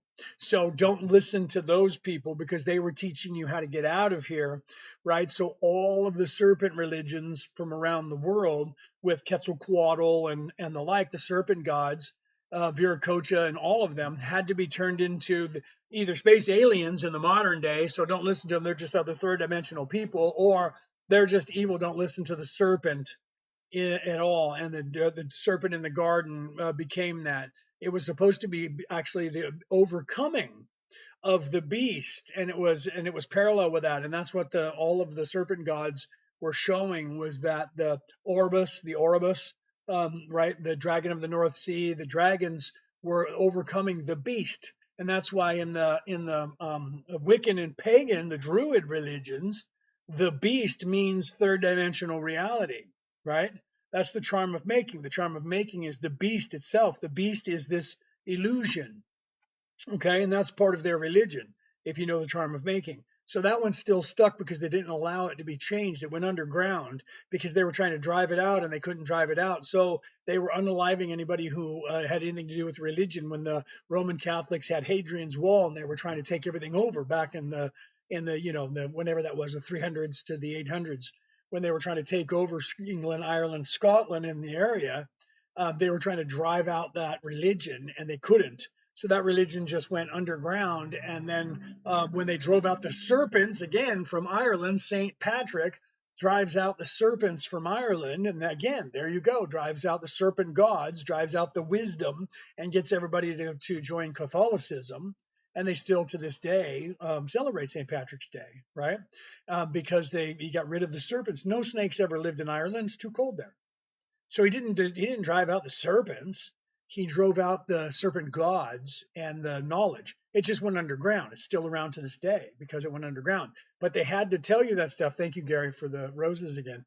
They had to tell you that everything that was wisdom was a lie and the devil, because everything that was wisdom was teaching you the Christ oil and how to get out of here. So when they when they made you fall, because it wasn't a war in heaven, it was a war that was controlling your thoughts. So the devil was the beast, which was evil people on this earth, keeping you here and keeping you trapped. But they even had to change that story so that you wouldn't understand what was happening to you. Okay, so it was the control of knowledge to keep you here, which was the fall into where we are today. Because at one time we were not veiled, but then we became veiled, and people who were evil figured out that they could control that veiling of yours and get around your free will just by telling you that everything is up is down and down is up, and confusing you, confuse, divide, and conquer. And then so they told you you can't listen to the serpents and you can't listen to the wisdom, and that's evil. And anything that was evil was, or anything that was wise was evil. Women and the feminine became evil. Okay, so that's the way that works. So you have to realize that. All right, hold on. I'm gonna take a drink of my coffee. Coffee TikTok. Okay, so that was the fall of the Babylon, all of that. So they ate the fruit in the garden, and now they gained the knowledge of good and evil, right? And so they were cast out into the world. No, we had to have the knowledge that was given to us by God as the next best present, so that we could have the organic experiences of what's going on down here. But the unaliving of people en masse became more prevalent because evil people got control of that, and they realized they could keep you in a lower frame of mind if they kept you more violent and kept you in fear. So they created fear, and they've been doing it for 2,000 or 12,000 years now. Okay. So that's truly what I tell you, truly, that's what's going on. So the 1% of the 14% that are in service to self are keeping your focus on their reality and what they want you to create for them. And that is, they own you, they're in charge, they own everything. And literally, you have to pay to be in your house, you have to pay to drive your car, you have to pay to have a license to drive your car, and if you're in the UK, you have to pay to have a license to even watch television. Okay. And in the rest of the world, you may not have to pay for a license for it, but you have to pay for the company and rent their box from them to watch the television. Even online, you can't watch anything for free. You got to pay for it, except for on platforms like this where you can come on for free. Why is that? Because you said yes, and they're taking all of our information that they gather from us and selling us as a product to people who target us for advertising to get us to buy their product. Okay, that's the truth of what's going on here. That's why I wrote this book. Okay, the reality about reality, returning to the old ways, by me, Leonard O'Neill. There's a link in the bio for it. Okay, you can get it on ebook, you can get it on hardcover and softcover. It's all over the world. You want to learn the information that's in there, you can ask me questions and hang out here, or you can go and listen to my podcast, which is called Orion Rising, and it's free. And there's actually 568 episodes. I just added the last 5 times I went live to it, talking like this. You can hear me answering your own questions because I put it up there. But you can go back in time and you can listen to it anywhere you listen to a podcast. And you can start at the beginning if you want, or you can start and go backwards. You can do whatever you want. Okay. And you can hear me talking about this stuff since 2016. Is it the same fruit Jesus came to offer? Yeah, it's actually, yes, it's that all of the knowledge is the same in every single religion, because every religion has that hero character who came down here, right? I tell people this, and I give you like the top 4 or 5 examples of that. Jesus, John 3:16, God sent his only begotten son down to earth, who became mortal, did spectacular things, right? And then was unalived, and then was resurrected, and he was teaching the way, how to get out of here. Okay. So literally, if you look at that formula, it's the same formula as Moses before him. Moses was sent by God to save the people. And so he came down to earth, was mortal, and then got in trouble by the people who went after him to unalive him, and they sent him out to the desert instead of putting him on a cross. They sent him out to the desert, and he walked as long as he could until he couldn't walk anymore, and then he fell down unalived, and God saw fit to resurrect him and keep him alive. And then God spoke to him and said, go and fight the serpent and tell them to free my people. And then he went, but I don't know what I'm to say. I don't have the words. And God said, that's okay. I will speak through you. Moses became the word of God. Who shall I say sent me? I Adonai. I am that I am. Adonai. So I will give you the words. I will speak through you. So he went back and now he became the word of God. Do you see? It's the same story. And then he freed the people and he took them into the land of milk and honey. It's the same exact story of the Christ oil that's inside of you, me, and everybody else. And that's what Jesus was teaching. Thor did the same thing. His father, the All Father, the God of all gods, sent him his only son down to earth. He came down to earth and had to sacrifice himself, did all these wonders while he was here. Now, Jesus, before he went on the cross, he fought the serpent in the garden. Thor, before he was unalived and resurrected, had to fight the dragon of the North Sea, fought the dragon, serpent, just a bigger one. Okay, same thing, performed miracles, right? You can look at Osiris, did the same thing. Shiva did the same thing. You look in history, you'll find that my wife, when I wrote it down, I don't have it right here in front of me, or I'd start reading them off. More than 30 people in different religions throughout all of time. We were writing all of them down from all of the religions who did this. Okay, so the same character appears of doing the exact same thing. That storyline hasn't changed, except whether there was a mother, father, god, goddess, and a son, or a goddess with no father and a son, or a god with no mother and a son. Okay, and they all had to fight some sort of serpent. Okay, and that was the beast. So that was the beast. That was flesh. Okay, that's why that was still in there with the 666, 6 neutrons, 6 protons, 6 electrons, flesh, physicality. You have to defeat this physical plane to become spiritual again. That's the story that they're teaching you all. That's what I talk about in here. Okay, it's in this book. I'm not the one who made that up. I'm a theologian. Everybody knows about this. Every religion knew about this, and every religion told you about how to get out of here, right? Orion Rising. Need to listen to this. Yes. If you go, it's Orion Rising by me, Leonard O'Neill. Anywhere you listen to an MP3 podcast, you can listen to. If you want to watch me speak like I'm doing here, you go on YouTube and then look me up. My YouTube channel is Leonard O'Neill 1067. Okay. You can find me there, and this video will be there tomorrow or later today, depending on what time I get off of here. Okay. And you can find me all over the place. I'm on just about every platform. I'm even on Rumble. I started putting my stuff on Rumble again. So I'm on YouTube, I'm on TikTok, I'm on Facebook, I'm on Instagram, I'm on Snapchat, I'm on X. Like I said, Rumble. I'm putting myself all over, and then Podbean, and so I'm on Apple Podcast. I'm 70 countries listen to my podcast on MP3 file. Okay. YouTube, did I say YouTube? Yeah. So you can go and listen. It's like 3 hours at a time, and I talk sometimes 5 hours at a time, and I talk like this, and I've been doing it. I even interpret other Bibles.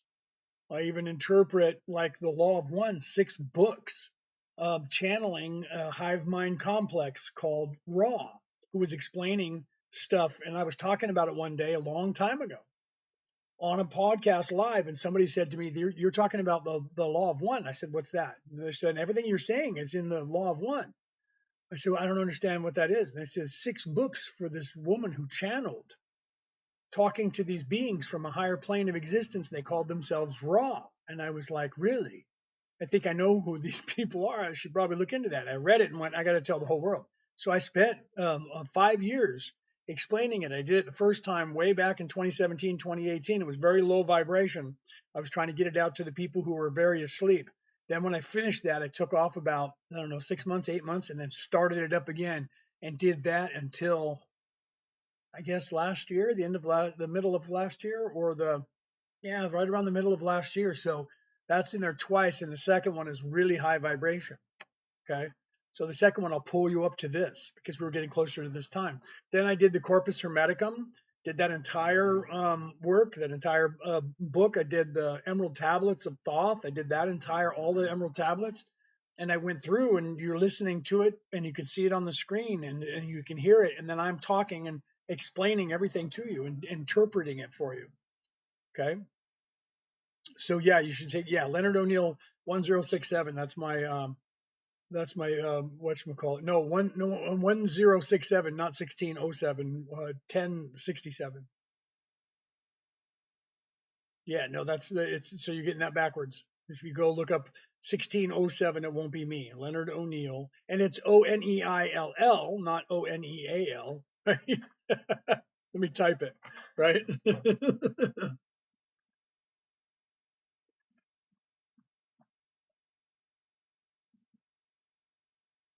That's what you want to look up right there. Only I didn't capitalize the L, so it doesn't matter. But that is what you want to look up.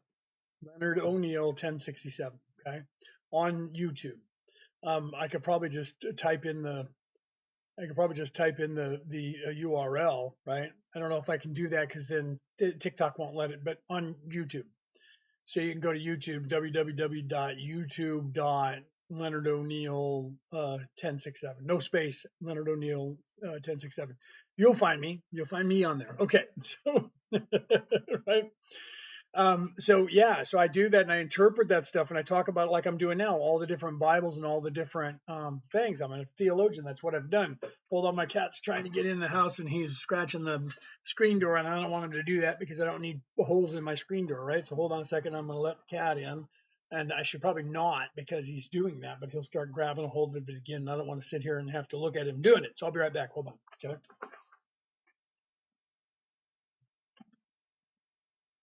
There you go, buddy. Don't get into any trouble. Okay. You're a good kid.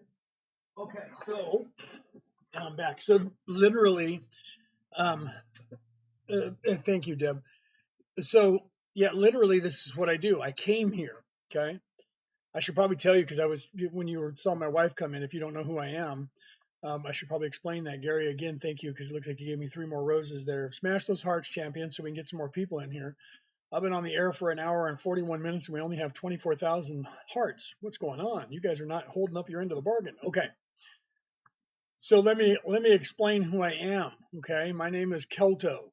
Leonard O'Neill is the body that I am in. The immortal spirit that is in this body, his name is Kelto, and I have come here from the 11th dimension. It's actually a density there because it's a light energy place. It's not this physical place. It's the place outside of this place and time. Thank you for that. Deb's giving me all these roses are popping up there. Thank you very much for that. 27 roses, Deb Dim. Thank you very much for that. Okay. And I am channeling, talking to you right now from the 11th dimension. Okay. And I'm here telling you guys this because I've been here on this earth in physical form for a very, very long time. My wife, who's not here right now, who was in the audience, has also been with me the entire time. We go back to the beginning. And I don't have anybody else in here. I usually have 3 or 4 other people in here, like Penny or Reese or Peter, who are usually in the audience at some point while I'm talking. They're not here right now. Otherwise, I would say those guys too. There's a whole bunch of us that came here. There's many people that came to this earth to help this earth. There are millions and millions, quite possibly billions, that came here. Actually, billions of people came here, lowered their vibration, and came down into this place to help everybody here that got stuck. Because you guys, you don't know this unless you do, are either part of that group of people who came down here, and some of you came by yourself, some of you came here with other coalitions to help out. Because everyone who's here is not coming through here for the first time. Everyone who's here volunteered to be in this place because this place is one of the harder places to be in. You volunteered for this. Okay. And then you got stuck because evil people got the information and they got you stuck, and you've been stuck for a very long time. So some of us came here to help you get unstuck. Okay. That's what happened, Johnny. The evil people, there was groups of people who come to help, that come down here to help. One of the groups that kind of messed things up was the Raw Collective. Okay. The Raw Collective came down here and gave some information 12,000 years ago to some priests in Egypt. The priests they gave that to, they didn't realize that the people here were evil, because the Raw Collective, if you read the Law of One, there's 6 books that they channeled between 1981 and 1984. That group of people helped mess this place up. The place was already stuck, but they went through graduation into the fifth dimension before the veiling, so they didn't know that there was a veiling, and they kind of figured out the veiling, but they didn't realize that there was a dichotomy between good and evil. Now there was an ego and not, and they gave the information about this matrix to the people of Egypt, these priests, and some of the priests were egoic and evil.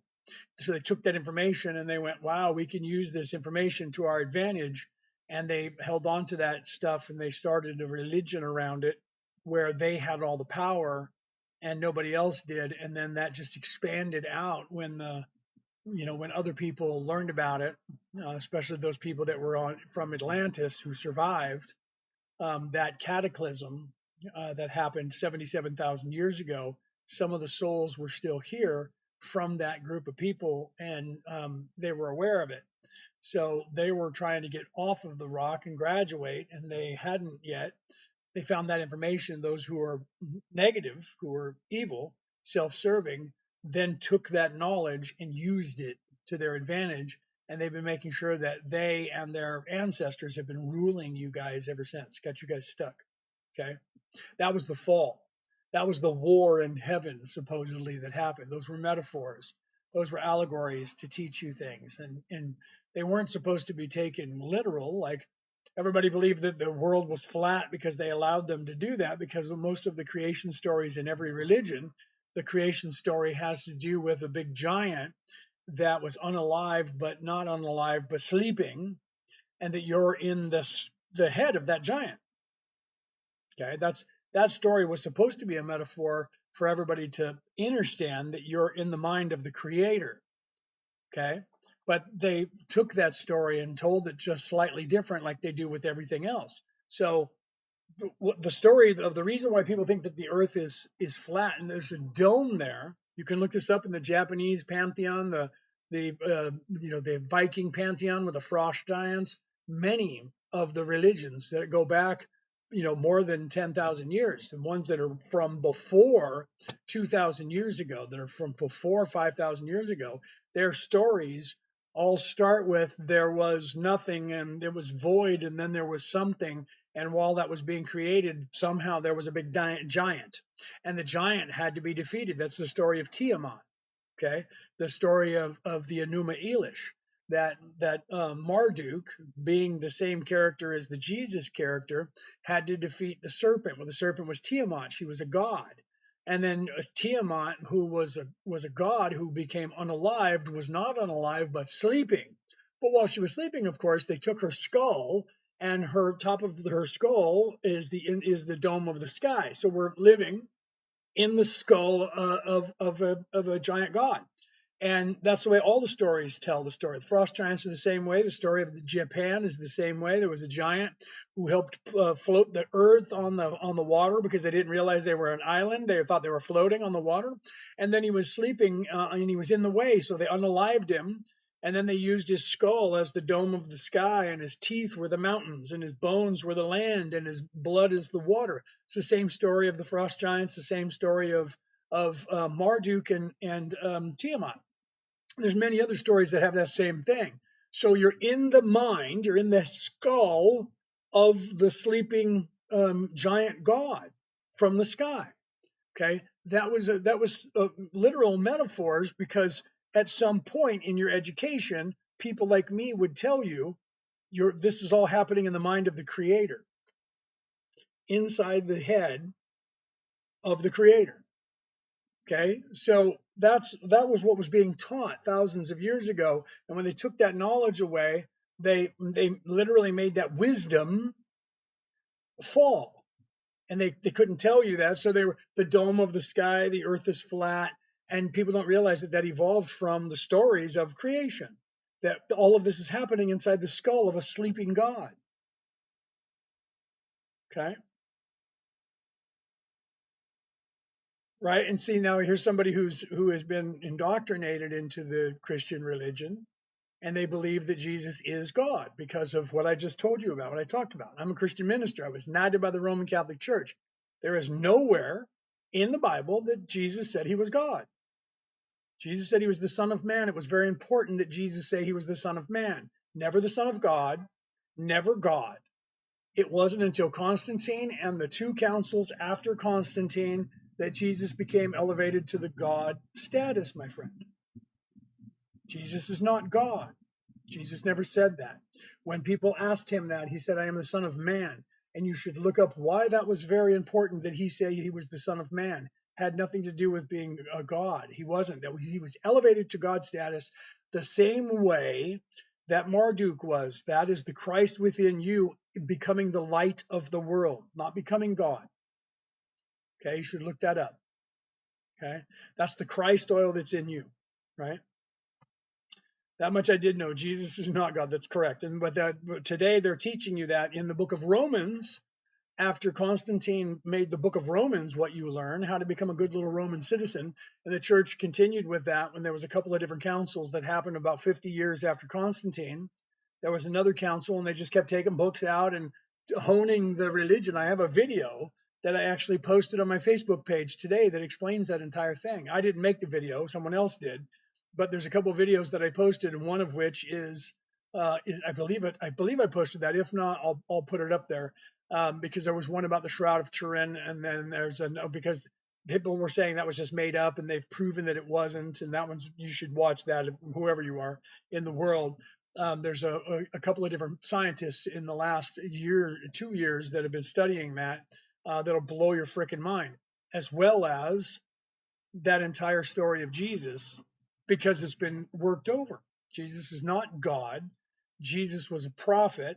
Jesus was the son, but he was not he never said he was the Son of God, but he was. But the only reason that they elevated Jesus to God status is because they said Jesus was the voice of God, for the same reason that Moses was the voice of God. Okay, so by that standard, Moses is also God, by the way. So Jesus was the voice, and then they go back to the beginning and they say here in the beginning of the Bible, it says God created the world, God created everything, the heavens and the earth, with the voice, and the voice was with God, and the voice was God.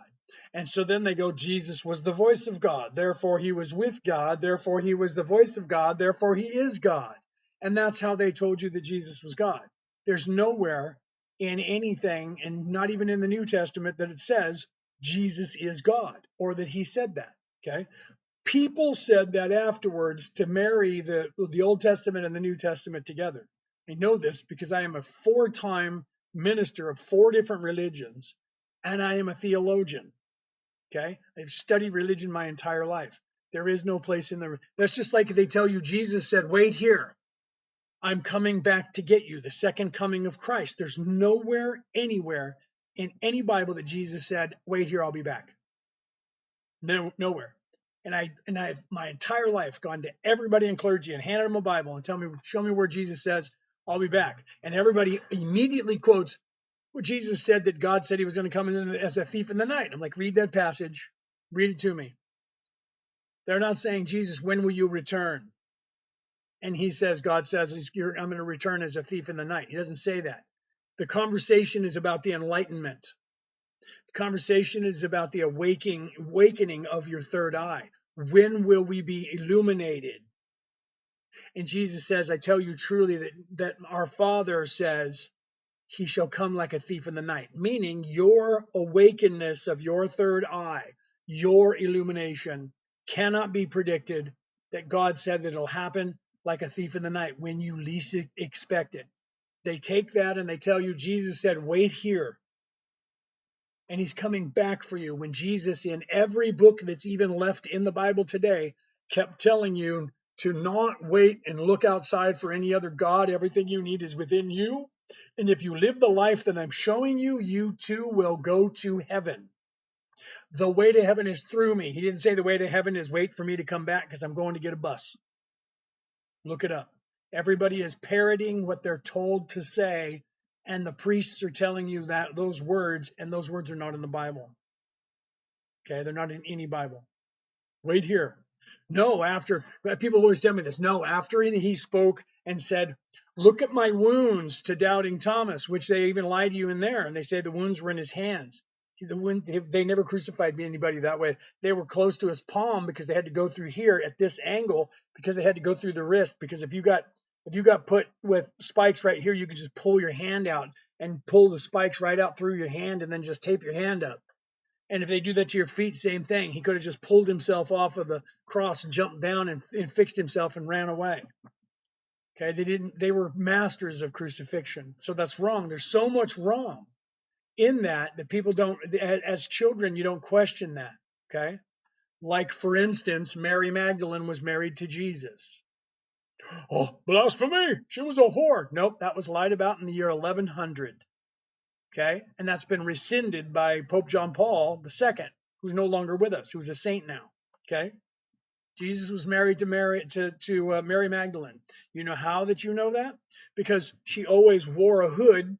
At that time, if you were Jewish, you didn't just wear hoods like you do now. Everyone puts on a hijab.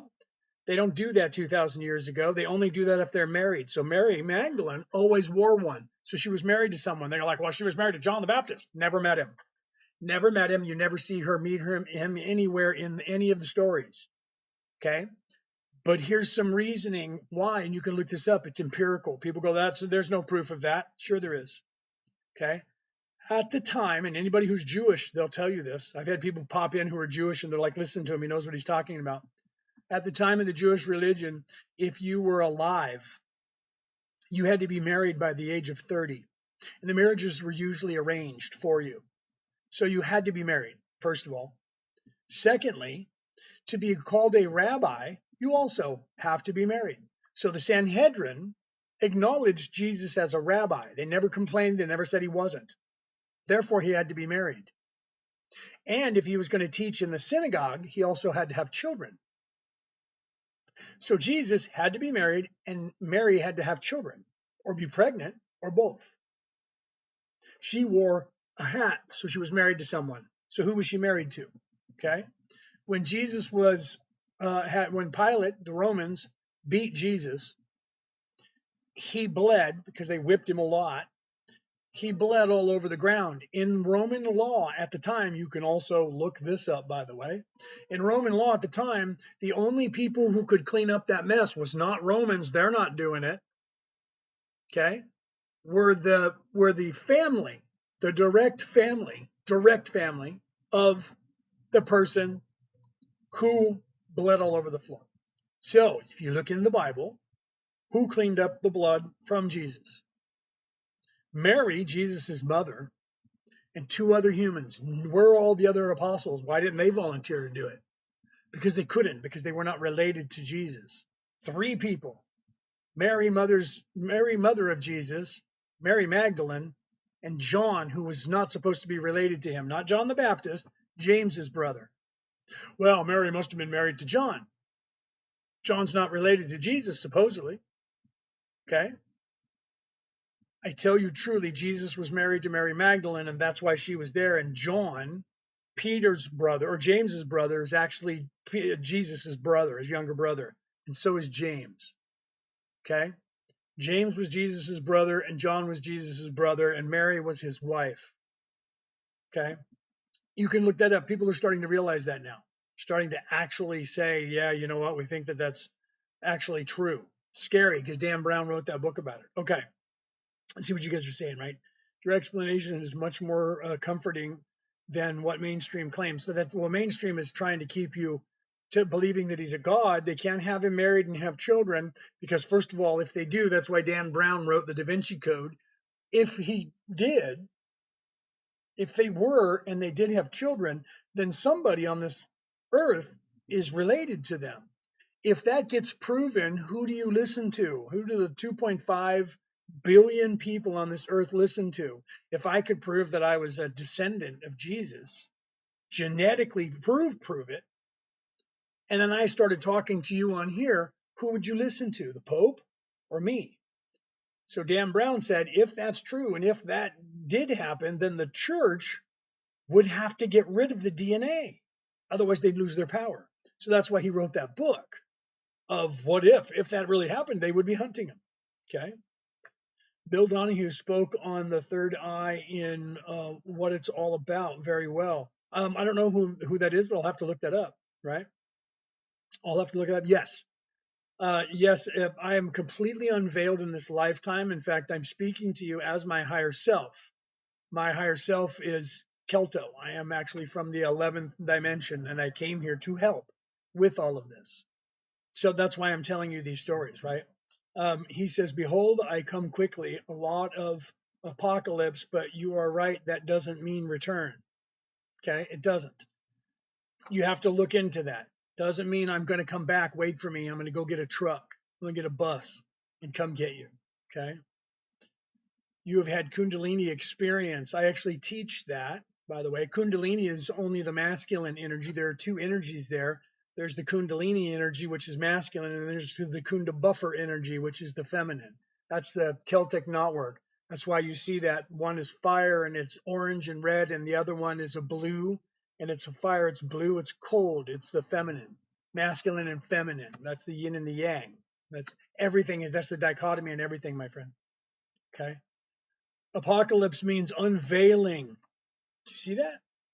You see that? Let me pin that, right? You guys see that? It means illumination, but it means the same thing, right? Let me pin that comment up on the screen so you see that?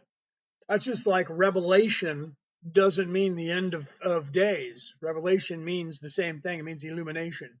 When you have a revelation, it's when you have something dawn on you and you have this knowledge that all of a sudden comes into you. You guys should look at that too, by the way. Okay, so the chakras in you, when you balance all those chakras, that's how you get to heaven. Read the Egyptian Book of the Dead. How many gates are there that you have to go past in the boat? There's 7 gates. You have to know the name of the person who guards that gate, and you have to know the riddle. That is the chakras. The first gate is the red ray root chakra, and they move up from there. Okay, it's the same thing with the letters to the churches from Patmos.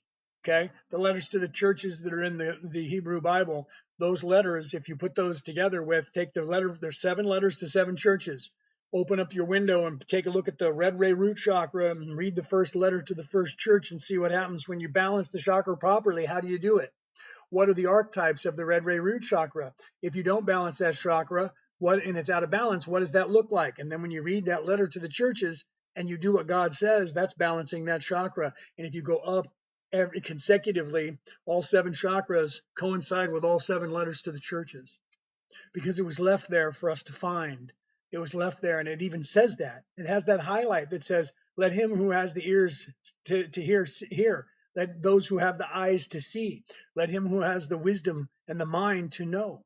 Those are highlights that they put into these dusty old tomes to tell you what I'm about to say to you, and these words are not exactly what you think. So this next passage, "Let him who hath understanding reckon," in telling you there's a highlight right here, that there's something more to these words. Because why would a church 2,000 years ago, when somebody is in prison, writes letters to the churches scolding them, saying, "You guys aren't doing what God wants you to do," why would they keep those letters for 2,000 years in that book, and no other letters spoken anywhere else at any time being written to people by someone who's the leader of the church? But those 7 letters were kept in. Why? Because it was code. I tell you this truly. Okay? It was code. If you look at the Emerald Tablets of Thoth, the first 7 books of the Emerald Tablets, or the first tablets of the Emerald Tablets, are how to balance your chakras, what they are and what they mean. The Egyptian Book of the Dead, the secret you need to know to get to heaven. The story of Thor coming down and going back of Bifrost, the Rainbow Bridge. Bifrost, the Rainbow Bridge, 33 runs of the Rainbow Bridge. Jesus lived for 33 years before he was crucified and unalived, and then illuminated and became the light of the world. Christ oil within you. Okay? I talk about that in my book. I'm not the only one who talks about that. Every single religion talks about that. So Thor comes down, unalives, does all these miraculous things, and then defeats the dragon, the beast of flesh, goes across Bifrost, the Rainbow Bridge. 33 runs in the ladder of Jacob's ladder. You should read the story of Jacob's ladder. That's how you ascend to heaven. Same story. It's all over everywhere in the world. Story of Santa Claus. is the story of the Christ oil that's inside of you. Okay, inside of you there is an oil that is secreted from your pituitary gland and your optic thalamus. One is an oil-like substance and one is a honey-like substance. Wait, the land of milk and honey. An oil a honey substance and a milk substance, and they're both oil. And one is charged with electricity and one was charged with magnetism. And those go down two nerves in your intricate system. The Inga and the Pingala go right down your nervous system, right down your spine. And they go descend. This happens to every single one of you every single month. Okay? Goes down to the bottom 5 vertebrae that are fused together at the base of your spine that in ancient times was called Bethlehem. And those oils were called Joseph and Mary in ancient times. And they join together and become one. And that oil goes back up your 33 runs of your spinal column. Okay? That's the sword and the stone. Santa Claus goes down the chimney and comes back up the chimney and gives you a gift if you're a good person. Santa Claus, the name Claus comes from the claustrum. The claustrum is the chimney in your brain stem that goes up to it ends up in your optic thalamus, but it goes up to your I just said it a second ago. I don't know why it's that part of the brain that looks like the ram's horn. Give me a second, I'll think of it. So the word claws comes from the claustrum. The claws in the ancient Norwegian word was the chimney. Santa is not the Latin word that means saint for Saint Nicholas, like they tell you. Santa was a Norwegian word that meant grandfather or uncle. Today, in 3 languages in the Viking pantheon over there in Europe, the word tanta still means grandma or auntie. Santa meant grandfather or uncle, wise one. So the wise one who goes through the chimney, the claustrum. Okay, so Santa Claus, who knows if you've been naughty or nice, he's making a list and checking it twice, 2 oils. He knows if you've been naughty or nice. So be good for goodness sake, because then he leaves you a present. And if you don't, and you do bad things and eat of the tree of life, when you're supposed to not be having sex and not being eating of the tree of life, when that oil is dormant in your head, then he leaves you a piece of coal. Okay, so listen to this. They knew back in the ancient times that was true because they told that. And they know now that physically that oil that's in your brain does do those things, and it sits dormant for 2.5 days. I talk about it in my book. There's other people who talk about it in other books, and you can watch videos on it on YouTube. And then at the end of the 3 days, if you don't expend that sexual energy by having sex and then having the endorphins kick into your brain, because if you do and you drink alcohol and you have sex, the endorphins that kick into your brain, the reward endorphins for ejaculation, expend that oil, and guess what happens to it? It turns like a black coal-like substance, and it lowers your vibration. But if you don't, in that 2.5 days, in that 60 hours, and you meditate and you take care of yourself, that stuff goes into your optic thalamus, explodes with energy 1,000-fold, and illuminates all your brain cells and raises your vibration. This happens to all of you every single month, depending on what sun sign you are. And you can track that. It's all over the place in the entire world, okay? And people talk about it. It's not just in my book, okay? It's in this book right here, The Reality About Reality, Returning to the Old Ways by me, Leonard O'Neill. You can Google that. You can also click on the link in the bio here. But here's a calendar that you can buy. It's called the Moon Calendar. You can get these anywhere online. You can get them in different ones. My wife liked this one, so we got this one. You can get anything that you want to look at. Okay. So here's March. Let me turn it to March because now we're in March over here in Australia. And every single page, every single month, look, they have all of the sun signs at the top, all of your zodiac signs that whatever you are. And look, on all the days, it tells you when the moon moves into your sun sign. Okay. And when that happens, the moon moves into your sun sign for 2.5 days, and it goes out of your sun sign and into the next sun sign. And it does that and look, it even tells you the time of when it goes in and out of the sun sign. I'm a Virgo, so it's going to go into Virgo tomorrow at 11:33 p.m. It's going to go into Virgo, and there's a new moon, or is it a full moon? Full moon, I think. Okay, then it's going to go out of Virgo right there on that day. It's going to go out of Virgo. Okay, so I'm going to start my Christ oil tomorrow. Okay, or tonight. I think it's tonight. I'm going to start my Christ oil tonight. Okay, so no sex for Leo for 3 days. Okay. This is world time. It actually will adjust to wherever you are. Okay, so if you look it up online online on a calendar or a website, whatever time zone you're in, the website actually adjusts to your time zone. So if you look it up on the website and you click on it, because they know where you're located, it'll actually tell you what time it is.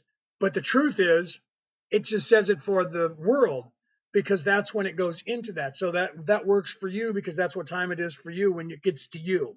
Because like I'm, the only people that are behind me, because I'm in New South Wales, Australia. So the only people that are behind me or ahead of me in time is New Zealand, Christmas Island, and like maybe Fiji. Otherwise, I'm ahead of everybody else on the whole planet in far as time. We're in the future because of where we are on the planet. Okay. So that is actually based on world time for the moon itself, because the moon moves through every single sun sign once every single month. Okay. So it just moves through every zodiac sign as it's going around the planet, and it's tracked. Everybody knows this. Astrologers know this. When we were on the moon calendar, it made things a lot easier to calculate when your Christ oil was, right? So you can figure that out. Okay.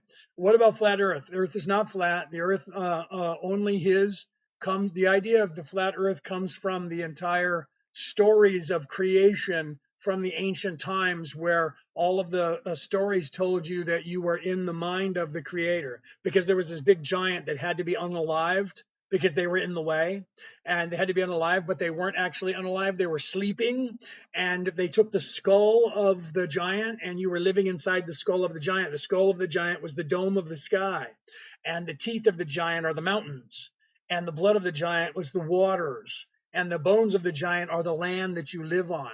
That's the story in almost every religion on the face of this earth that dates back more than 1,000 years. Okay, so that was a metaphor and an allegory so that we could teach children that all of this is actually happening in the mind of the Creator, and that's where you are. But people controlled that knowledge and didn't let anybody think that, so everybody believed that the world was flat because we're inside a big dome that was a giant's head. So we're in a big huge giant's head, and the sky is just a dome because it's inside of a skull cap of a giant. So the earth is not actually flat. You can believe that if you want, because the Creator lets everybody do whatever they want. But one day when you end this life, even if you believe that the earth is flat, when you become unalived and you leave your physical body and go back to your spirit body, you're going to realize that the earth is not flat. But then when you come back, you'll be veiled again. So you'll have the opportunity to think that the earth is flat as long as you want. But it doesn't make it so. Sorry to tell you that. Okay. So 13 months, 28-day calendar, that's what it used to be. We used to be on the 13 moon calendar, and they changed it to this Greco-Roman 12-month calendar because some of the Caesars in Rome were borrowing words for their, like Julius Caesar wanted July to have more days than anybody else because it was his. And by the time they got done borrowing words, the 13th month hardly had any days left in it. So they just scattered them around the other ones and got rid of it. True story. You can look that up. So the Greco-Roman calendar is for that. But you guys should plot the Christ oil, because if you want to ascend and you want to wake up your third eye, even if you don't believe in, a creator, even if you don't believe in resurrection, even if you don't believe in anything at all, okay, if you're not self-serving, you're in service to others. Track that Christ oil, because every story, Jesus and everyone else was teaching you the way. and they were teaching you to look within yourself for that oil that is within you. The Taoism is written from Lao Tzu telling you the way. The Tao Te Chi. The Tao Te Chi means the book of the way. Jesus was not teaching Christianity. He was teaching the way, and they made a religion and called it Christianity because it was supposed to be about the Christ oil. Jesus' last name is not Christ. Okay. The Christ oil. So Christianity is supposed to be those who are looking for the Christ oil within themselves. But when you go to the churches today, they're not teaching you that. They're teaching you, wait here. It's about having a relationship with God. And now Jesus is God. And it's about having a relationship with him. You're a sinner, I'm a sinner, and we all got to wait here and pray for mercy and worship. Worship, praise Jesus. He's coming back in a truck, in a bus. Wait here. Jesus was never said that. Jesus was saying the way to heaven is through my teachings. And he was teaching you to look within yourself and find the way to heaven. It's within you, Christ oil. But they took that knowledge away from you. They can't have you knowing that. Okay. Is April 1st the first day of the year? It was originally the first day of the year. It was originally the first day of the year. Okay. On the 13-month calendar, I believe it was April. It was either April or March. March 1st or April 1st was the very first day of the year. But they changed it all. And so now the first day of the year is in January, and January doesn't even mean one. You know what I mean? We say September is the 9th month, and the word sept doesn't mean 9, does it? Oct means 8. Sept means 7. September, 7. October, 8. November is 9. December is 10. Okay? Learn your Latin. Okay, so the months are off. They're way off. Sept is 7. Look it up. Oct, 8. An octagonal has 8 sides. October, 8. November, 9. December, 10. Decahedron has 10 sides. Okay, so the words used to be at the month names, and then they changed everything and took away a month. Okay, so you need to look into that. You need to look into the Christ oil. That's the secret to the universe. That's the secret to how to get out of here. Okay, learning about the Christ oil and how to deal with it and how to plot it and take care of yourself for those 2.5 days, right? Do you believe in oversouls? According to the CIA, we live in a holographic projection. That's because of Michael Talbot's. I was a scientist. When I stopped doing that because the deep state tried to recruit me when I was 11, and they wanted me to give them secrets. And so even when I was working on things, by the time I was 18, I decided that I needed to stop giving them information. So what that's based on is the holographic universe. Michael Talbot wrote a book about that, where the scientists were starting to realize that our brains our brain works as a hologram, not just ours, but everyone. They took a squirrel and they dissected his brain, and every little piece they hooked up, he still had every motor function. They used to do that with people and see how much they could dissect out of your brain before you lost your motor functions. Okay. And they found that only when you start getting to the brain stem and the lizard brain, that was the motor functions that would run the body. Everything else was not. And so they freaked out. So that's why you're hearing stories that the CIA claim that we have oversouls and that we have holographic projection. Science is starting to think that the universe is that. But here's the truth about that and what science thinking. If you watch my podcast, which we were talking about before, called Orion Rising, and you go back to when I was still running the intro music and watch the MP4 version on YouTube, you'll see that when I play the intro, it's all sacred geometry. It's all the Fibonacci sequence and the golden mean ratio, which is the spiral. Okay. And I show you how that is happening in nature. And while I'm showing you all that, I show you an image that is a radial image of one single brain cell, bang, sitting next to a radial image of the universe itself, and they're identical, except for the universe has more neural pathways than our brain cell does, more ganglia cells, more glia cells. Okay, so as above, so below. Okay, so according to science, it appears that we are weirdly in the mind of the creator because the universe itself looks like one single brain cell in a brain. It's identical. Okay, so what does that suggest? Well, let's see. When they got away from the story of you're in the creator's head, living in the creator's head, the next stories they told you on the evolution of the creation was the Big Bang theory, that there was nothing and then there was light. God said, let there be light, and then there was light, and God liked light, and God kept light, and then God, everything expanded out from the Big Bang. So you have these religions telling you there was this Big Bang theory, there was this, and then you have science saying Big Bang theory, and it looks like everything came from nothingness and there was an explosion of light and everything moved out from there. And then I tell you to go and Google on YouTube, go and look up cameras filming one single sperm cell spermiating a egg inside of a woman. They filmed it. And when that sperm cell penetrates the egg, there's nothing there. And then there is a flash of light. Whoop, and the train goes by. There's a flash of light that happens inside that little teeny egg. And then guess what? The entire universe comes out of that little teeny thing. There is a flash of light, and then all of a sudden, there is a genetic code that starts building inside that egg. And then eventually, that code fills up that little egg and it becomes one cell. And then there's not enough room. So then guess what it does? It copies itself on the other side of the egg. And then as it's doing that, it's sending information from one side to the other. And then it has to separate. So this membrane comes down and squeezes together, and all light and energy is flowing through to the other side. Black hole, just saying. And then it pinches off and nothing can escape that. And it pinches off. And then guess what happens? The flower of life starts happening according to the building blocks of all scientists from 10,000 years ago until now.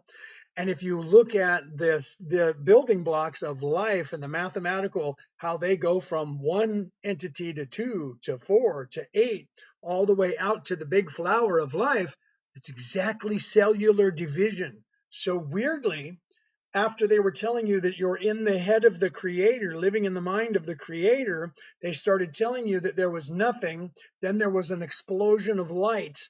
And then all life came from that explosion of life. And then science caught up to that, but they're not religious, don't have anything to do with religion.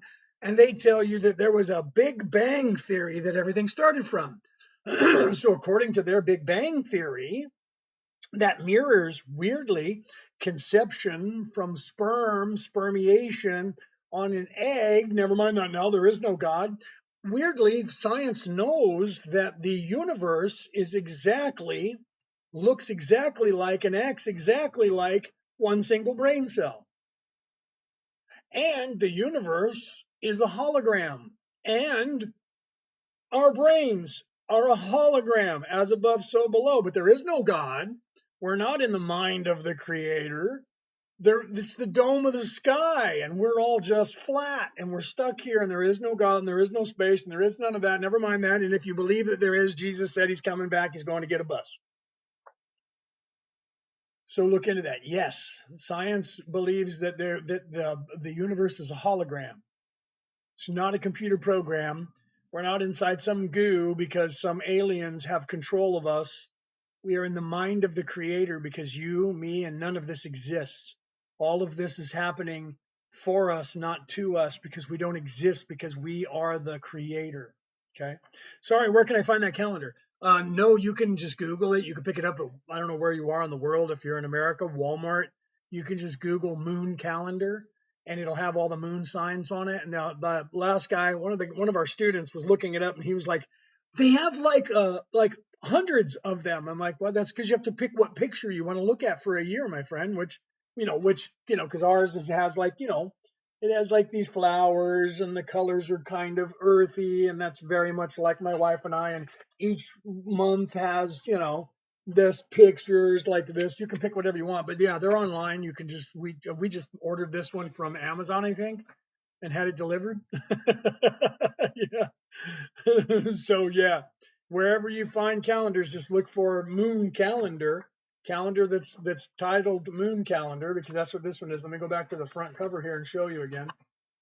It's just called the moon calendar 2026. Okay. And you can, when you do that, you can look on the back to make sure that, it's about the zodiac signs. And that's what's here on the front. They're all the zodiac signs here, right? So you know that they're the zodiac signs. You can look that up, or you can use a website. There's websites out there. There's at least 4 that I'm aware of because I've talked about it before. You can just Google moon moving into your sun sign, and there's a website that I look at, and you just go there and it just opens up, and then you just click on the month that you're on, and it pulls up the entire month, and it tells you to the minute, just like this does. Tells you to the hour and the minute when the sun sign goes into which sun, or when the moon moves into which sun sign, when it leaves it and goes into the next one. All right. And so you have to calculate if you're on the cusp. You have to kind of figure out, like my wife, Brooke, I'm pointing like she's over here because she's normally over here. She's at work. Brooke is a Capricornus, right? So she's right in the middle of the two of those. So we can't have her Christ oil on Capricorn or Aquarius because she's born in the middle. So we have to look at when the moon goes into Capricorn, and then when does it go into Aquarius, and then we move her 60 hours to the middle because that's where she's on the cusp. So her Christ oil is 3 days in between those two, in between the 6 days of those two, right in the center. So you'll have to figure out, depending on whether you're on a cusp or something, where you fit. And then I put it in the calendar on my phone, so I get a notification on my phone. I'll literally on my phone will give me a notification. I'll look at it and it'll say no sex for oil. Oh, okay, I'm on my Christ oil. And then I tell my wife, sorry, we can't do anything kooky. I can help you, but you can't help me. You know what I mean? And then you just take care of it. And I tell people, if you don't believe that it works, if you're not self-serving, if you're in service to others, it's going to work a lot faster. And I tell people, try it for a couple months. You do it for 3 months, you'll notice a slight difference. It's not like you're going to go, boom, I'm awake today because I did that, but it adds up. So if you're in service to others and you're trying to wake up, you got to go through that. And that's your 10% tithing that they tell you is money that you're supposed to pay the church, by the way.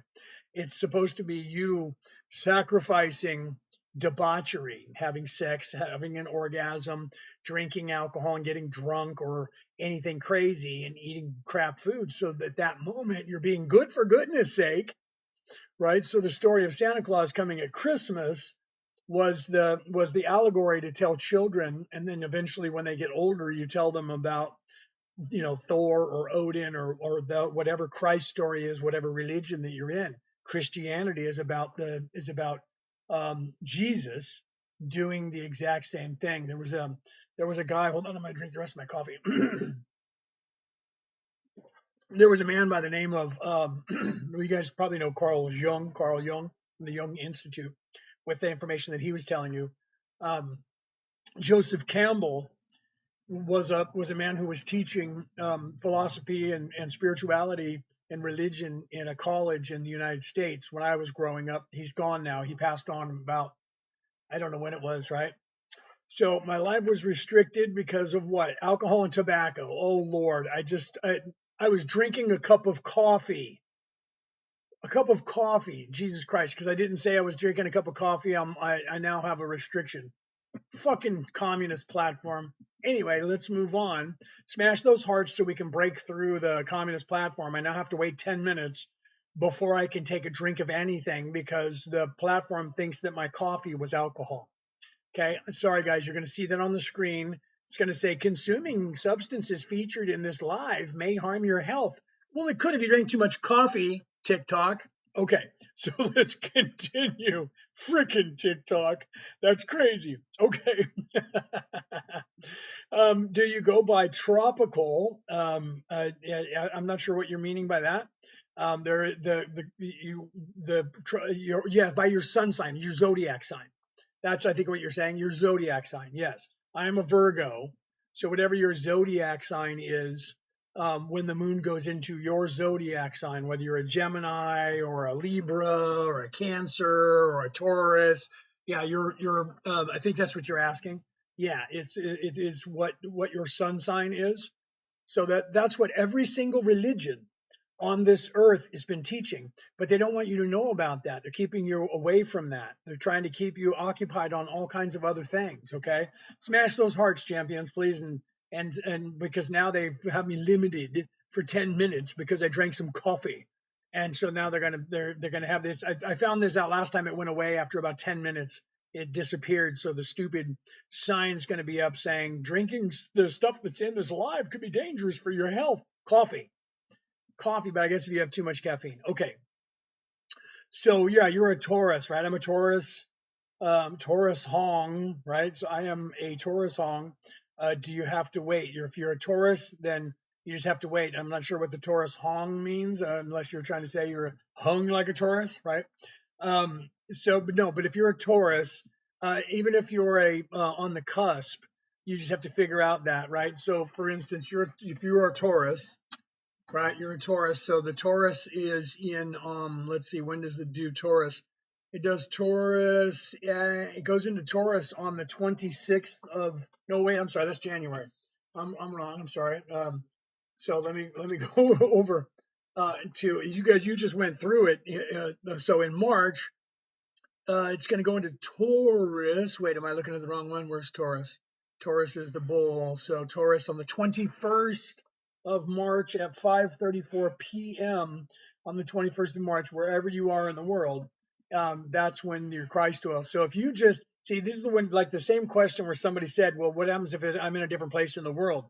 It's a 24-hour day. So what I do is, if I'm not like over here in Australia, which I am, where I'm at the start of the most of the day, when I was in California living there, what I would do is I would just say, okay, it goes into, like you say, your Taurus, it goes into Taurus on at that time on the 21st at 5:34 p.m. Just assume your Christ oil starts 24 hours before that and doesn't end for 24 hours. So instead of being 2.5 days, which is 60 hours, just go ahead and take it to 3 days or 4 days. If you do that, then you're not going to mess up the oil. So you don't have to try to calculate to the second of where you are in the world, right? So it was a typo, brother. Okay. But Taurus, I was assuming that you were a Taurus. So Leo, okay, Leo, let's see, that's just before me. So you should be probably at the end of the month now. Yeah, Leo is no, that's Aries. What am I looking at? No, that's Leo. Leo's not till the 28th, so you're actually on yours right now, because Leo started on the 28th of February and goes until tomorrow. So you're Leo. You're actually on your Christ oil right now. So if you didn't have any sex or orgasm in the last 2.5 days, you're actually doing okay right now, unless you drink a lot of alcohol and eat a lot of crap food. Otherwise, you're actually doing pretty good because you're on your Christ oil right now. Because I start mine tomorrow. So your Christ oil ends at 11:33 p.m. on the 2nd of March. Okay. So then it'll go again, because it's always like 28 days later or around about that. You'll go on the 21st of March no, that's Taurus. Then you'll go on the 28th again, the 28th of March. So yours ends on the 2nd, and then it'll start on the 28th again. Okay. You asked about Aquarius before that. I'm sorry, Deb, I didn't see that. So you're Aquarius. I apologize for not seeing that. When I looked up, that was the first one that I saw. Okay. So for March, for Aquarius, you're the water sign. You are on the 15th. Yours starts at 2:13 a.m. So just after midnight on the 15th of March, will start your Christ oil. Okay. So when you get to the 15th, set that on your calendar on the 15th, that because it starts in the morning, so you'll be sleeping and it'll start. So I would even set it back to the 14th and say no sex for the Christ oil, and then let that go all the way until the end of the 17th. So by the 18th, you can start going back to doing crazy stuff again. No, that's the only one that's not in there because it's only It only has the Aries, Taurus. I think that's actually one that because there's only 12 now, so they took that out, right? So this only has Aries, Taurus, Gemini, Cancer, Leo, Virgo, Libra, Scorpio, Sagittarius, Capricorn, Aquarius, and Pisces.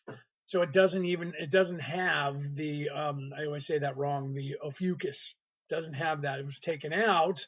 And if you were to go back to the lunar calendar and add that in to find out who belongs to that, you'll find that those are now married as a cusp of two others anyway. So it's still represented in the 12-month calendar, but it does suck. It sucks butt because I'm a Virgo in this calendar, the Gregorian calendar, but I'm a Leo in that old calendar. So I consider myself on the cusp of Leo Virgo and just go, 3 days before it moves into Virgo, I just do it. And then I go up to the other 3 days afterwards just to make sure I put myself in that cusp, right? Because I would be a Leo because it would move me back because I'm on the 10th of September. It would move me back to Leo. So you got to kind of look into that too if you want, right? Do you know if there was a first flood before Noah's flood? No, there's stories of it. You have all the different stories of the different that were from different regions of the world who talked about the same flood. The flood is an allegory. Again, it's the same story of the sacrifice, and the flood is the cleansing. So it's going from the physical again. You have to realize that none of that stuff should be taken literal, but there was a flood.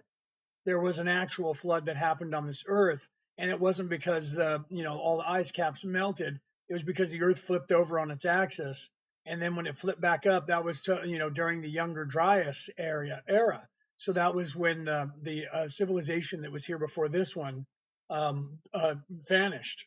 Everyone in the civilization before this, 77,000 years ago, disappeared off the face of the earth because of that calamity, except for not 100% of them, except for the people in the tip of South Africa, Madagascar, up in Norway, Finland, all the way at the top, and the people here in Australia.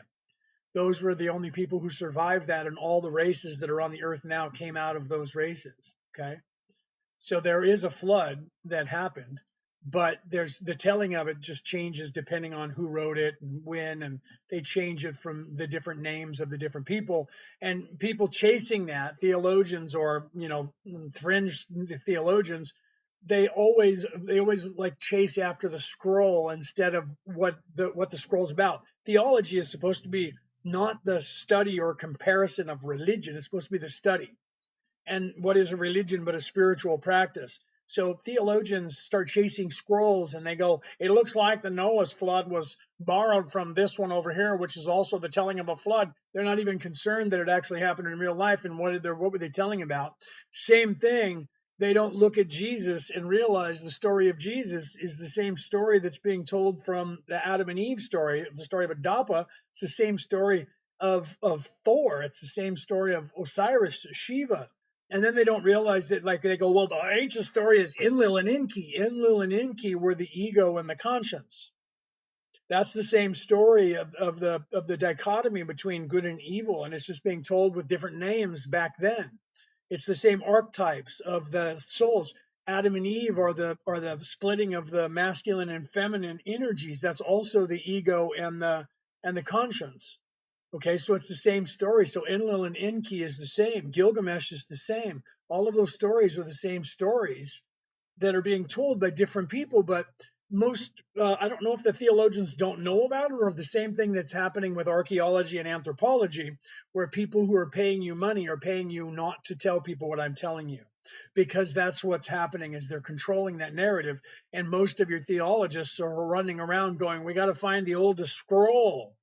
And then when they find the oldest scroll, they go, well, there's got to be one before this because everybody copied this one. So there's got to be another one back more further. We got to keep looking. Instead of going, what the fuck is it that they're saying in all these books? Weird, they all have a bunch of shit in common. And why is it that no religion today is teaching what those people all have in common? So people like me, I looked at that and went, why are they not teaching what's in common? Because I know why. Okay, I know why, because I came here to tell you that. They're not teaching you what every single religion on this earth has in common, because the one thing they have in common is none of this is happening to you. It's all happening for you. And all of this is happening in the mind of the creator. And the way out of here is to know that knowledge and to look within yourself and stop living in the flesh. Stop living in 3D. Stop living in this beast and move into your spirit body and realize that you are an immortal soul, and you can get out of here. That simple. That simple. But most people don't know that. So I wrote a book about it, and I'm talking about it, and I'm giving you this information for free. What you do with it, I'm not here to be your Christ. Those guys came. Those 28 of them came on this planet in 28 different religions throughout time. There's even more than that if you really look hard enough. They came, and those people were here to tell you these things. I'm here to tell you the same thing, but I'm not here for you to follow me like a religion. I'm not here for you to turn it into Keltoism, right? I'm here for you to learn the way to get off this rock so we can wake everybody up. And then if everybody wakes up, guess what happens? You fix you, we fix the all. The all stops these bad guys from being in charge. And then we all get to go home. Simple as that.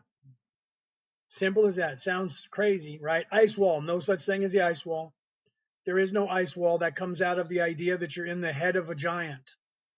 And the firmament's there, and it's the skull of the giant that you're in. There is no ice wall, and nobody can view it. I wish they would show it. I wish somebody would go and try to film it. It's not there. It doesn't exist, right? And so how do they know that it exists? People go, well, there's this firmament, there's this ice wall. I'm like, where did you get that story from? I feel like Captain Jack Sparrow in the movies, right? In the first movie of Pirates of the Caribbean, he's sitting in the prison. And he's sitting there, and next to him is like 5 guys. Thank you for that. Deb, thank you for that very much, right? He's sitting there, and there's like 5 guys in the other cell. And all of a sudden, the Black Pearl comes into the harbor, and they start shooting at the town. And the guys look, and they go, it's the Black Pearl. They're raiding and pillaging all up and down the Spanish Main, and they unalive everybody, and they're not leaving anyone alive. And Captain Jack looks at him and says, then I wonder where the stories are coming from. Okay, because if they're unaliving everybody and even no one alive, how do we know about the stories? Somebody has to be alive to go, hey, this is what's happening. Okay, so let's look at the ice wall, and let's look at the earth being flat and the firmament that nobody can see, touch, taste, smell, find, because the firmament is this magical energy in your brain that makes you turn right without you knowing that you're turning right. So as you're sailing your ship, you're just going to start turning right without knowing you're turning right, and everybody is affected by it. So then how do we know it's there? If everyone's affected by it, how do we know it's there? Well, there was this guy in the 1700s who is where everybody based their entire theory on flat earth on, by the way. This guy in the 1700s, okay, kids, listen to this, who set out to prove the world was flat. He sailed off with an entire crew of people who apparently all of them were immune to it, and they kept sailing straight till they got to it. None of those men on his ship ever corroborated his story, mind you. So one guy said, we sailed and found an ice wall that was 100 million trillion gazillion miles tall. And we sailed down that ice wall, and apparently, without going back to get food or water, they sailed for thousands of miles with no food and water. Okay, we can fly thousands of miles in one day. For them to sail in the 1700s, 1,000 miles took a month. No food, no water. They sailed for thousands, not one, but multiple thousands of miles along this ice wall. Then turned around and sailed thousands of more miles back so they could then sail back to people with no food and no water, and no one died. No one was unalive. Pardon me, TikTok. And then he wrote a book about it, which no one corroborated. And the entire world who thinks that the world is flat today are basing their entire theory on one guy who said he did that, who said, I'm going to prove to the world that the world is flat. So he wanted the world to be flat, and then he told the world that he could prove the world was flat, but none of you can go back there because there's this thing called the firmament, which I don't understand how he knew it was there if he was immune to it. How did he? Oh, I can feel that there's something making me want to go this way. I think I'll call it the firmament. But I don't have to. How about you guys? You guys good? I'm good too. We can still sail straight ahead. But he made up that story about it, and now everybody believes it, and they say it's there. And I keep telling everyone, if he was immune to it so that he could find it, that means his descendants and the descendants of all of his men, at the very least, are immune to it. Why can no one find it? Oh, because they're finding it all the time and the government's keeping it from us. Oh, that's convenient. That's convenient.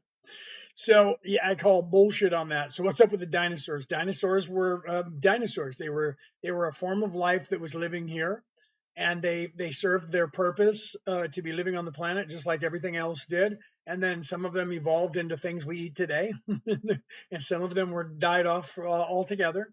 It was just an evolution, and there were people living in those souls living in the dinosaur bodies, and then they graduated from a two-dimensional being and moved into a third dimensional being, just like you did, just like we all did. At one time, you were a dog or a cat or a bird or a snake or a fish or a dolphin or a walrus before you were a human. And you became self aware. And then when that life ended, you became a human on this earth. So you were something else first. And before that, you were a one dimensional being like a rock or a dirt or the air or water or molecule or amoeba. So they served their purpose for life to evolve, and life evolved on this planet because of that. And then they ended because the life cycle of that group of things that were living here was over, and they all evolved. And so there was a calamity that destroyed all of that life that was here, and that other life sprung out of that life and got smaller and lived less long amount of time, and then humans came here, right? Is there a higher being after humans? Yeah, absolutely. You are, Deb. You're a higher being that is actually in a human body. You have an immortal soul. You are an immortal spirit that is a light being, but you think that you're a human, and you're supposed to evolve to the realization that I am not this thinking body. I am not this mind. I am not the ego and the conscience. I am immortal and I'm forever. That's how you go to 4D. Okay. So how does a rock die? When with the energy that is in the rock, that is everything. All right, let's start with everything is alive. Okay, this is not alcohol. TikTok. This is glass. We call it glass. Okay, you think that that is a solid. That is not a solid. That's a liquid, and it's still moving. It's just moving really, really, really slow. It's alive. Even today, it's alive. It has energy, and it vibrates. And this thing actually has a soul right now. There's actually a soul in here. You just don't know that. It's alive. Anything that's alive, everything is alive. Even things you don't think are alive. This is a piece of paper that was made from wood. Some of the wood's energy is still in this piece of paper, even though we put ink all over it. Okay? It's still alive. It's in this place. It's inert, according to you, but it is alive. The air that I breathe is alive. It has oxygen in it that is life for me, and I breathe that air in. It gets into my body and it feeds my body with nutrients that keeps me living. We consume life and transmute that life into our system, which is a power plant that takes that life, breaks it down, and turns it into energy. So it turns it into sugars and amino acids and those things, and that gives our body the fuel to stay living. We would not be able to survive if we were eating something that wasn't alive. Okay. And here's an example of that most people don't realize or even think about. If you look back in time, if you're an American, you can look back and say look at the time of the Revolution and the George Washington story, and they were over in the snow, and they were trying to win the war and win their freedom, and they ran out of money and they were running out of food. Okay. So people were taking the leather belts they were wearing and the leather boots they were wearing, and they were boiling them with water and eating them because leather is the flesh of an animal dried out. So it's no different than if you take and dehydrate a banana and eat the banana chip. So a piece of leather still has life in it, and if you put water in it so you can chew on it, it's eating a piece of beef jerky or horse jerky. Okay, this is made of cotton. Okay. It's actually alive still. And if I had to, I could boil this and eat it and survive a little bit longer, but it wouldn't be very nutrient because there's mostly dyes in it. Okay. So you have to realize that people don't realize that everything is alive. So once you realize that everything is alive and everything has a spirit in it, cats, dogs, they're just you before you become you. You become a one-dimensional being. And then over time, a rock, you might live in a rock or be a rock for 1,000,000 years, 2,000,000 years. Okay. But that's your life. This planet is alive. This planet has been here for millions of years and it's not conscious, but it is alive. Okay. It's not self aware, but it is alive.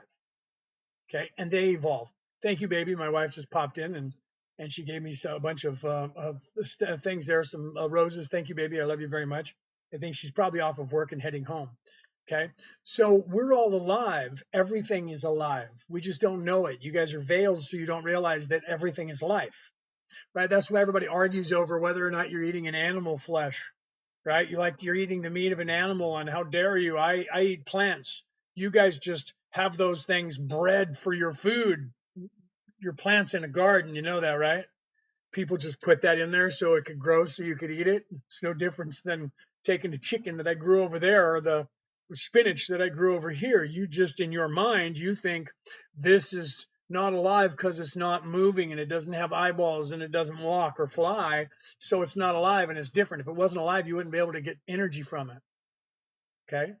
And here's an example. And people go, that's not true because I can't eat wood. Yes, you can.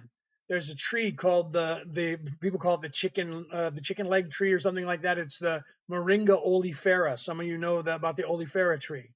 You can eat every piece of the oleifera tree because it's actually more nutritious than almost anything else. And most countries don't let you grow it in their country because if you had it and everybody had it, you can look this up. It's called the oleifera tree. You can eat the leaves, you can eat the branches, you can eat the bark, you can eat the wood, the meat of the tree. You can eat that as well. You can eat the roots. Every single part of that tree is nutrients for humans. You can eat it. You can make tea out of it. You can eat it. You can boil it and eat it. Okay? A tree, wood. If you made a wood plank out of that tree and made your house out of it and you were starving, you could take the wood off the wall, soak it in water, and eat it. And it would give you nutrients. It is alive. You can look that up. Everything is life, my friends. It's just a matter of you not realizing that. You think animals don't have a soul. They do. You were one of them, an insect, a fly, a mosquito. They're all alive. They will eventually become self-aware, and then they will become a human on this planet. And then eventually they will then go from the, wait, I think, therefore I am. That's the first thing that you do. And there's that I am again, that Adonai. There's the I am. That's the first I am. You're alive. You are something. You realize that you're alive. And if you're a pet of someone's, a cat, a dog, a bird, a fish, they give you a name and they start calling you that name. So you start realizing, wait, I am that name. I'm Fifi. I am Fifi. Every time they call Fifi, that's me. So that helps you to become self-aware. When you realize you have self-worth, I am self-aware. That is, I think, therefore I am. That's why you see your dogs and cats, they start having dreams because they're becoming self-aware. At the end of their life, if they've learned what they were supposed to learn as a two-dimensional animal, they'll become a human or a dolphin or something else that you guys are afraid of. Okay. Right. So prophecy, I think rocks change form to gravel, to sand, to dust over billions of years. Well, there you go. Okay. So think about that. Everything changes form to something else. We take sand and we heat it up and make it into a glass. This glass is still moving. You can look that up too. Okay. Everything has a spirit, yes, but don't think everything has a soul. No, a spirit is a soul, my friend. The only difference between that is the way people look at it. They say the soul is the person. There is no difference between my spirit being something that's a light body and my soul being something that's a different light body. It's the same. That's just a different word from a different genre, from a different religion. that was said, spirit, soul, right? That's why with the In nomine Patri, Filii, Spiritus Sancti, people said that they were afraid of that word, so that because they would say Holy Ghost, and then they said, well, it wasn't a ghost, it's a spirit. Okay, so a ghost, there's another word that they're saying is different in some way from a spirit, but it is only consciousness. So your soul and your spirit is the same thing because it's just consciousness. Everything is consciousness. Everything is alive and everything has a consciousness. It's just a matter of whether that consciousness is self-aware. Okay? I tell you truly. I'm not telling you that because I'm Leonard O'Neill, some third dimensional construct who thinks he knows what he's talking about. I'm telling you because I am completely unveiled and I am Kelto and I am talking to you. I am from the 11th dimension, the 11th density. And I am here to tell you what it is that you have been taken from you and controlled and kept you away from by people distracting you all day long, your entire life, to keep you from waking up and expanding your consciousness. Okay? I've been talking to objects to move them. That's not a bad thing to start trying to do. That's expanding your consciousness to the possibility of being able to move things with your mind. Okay?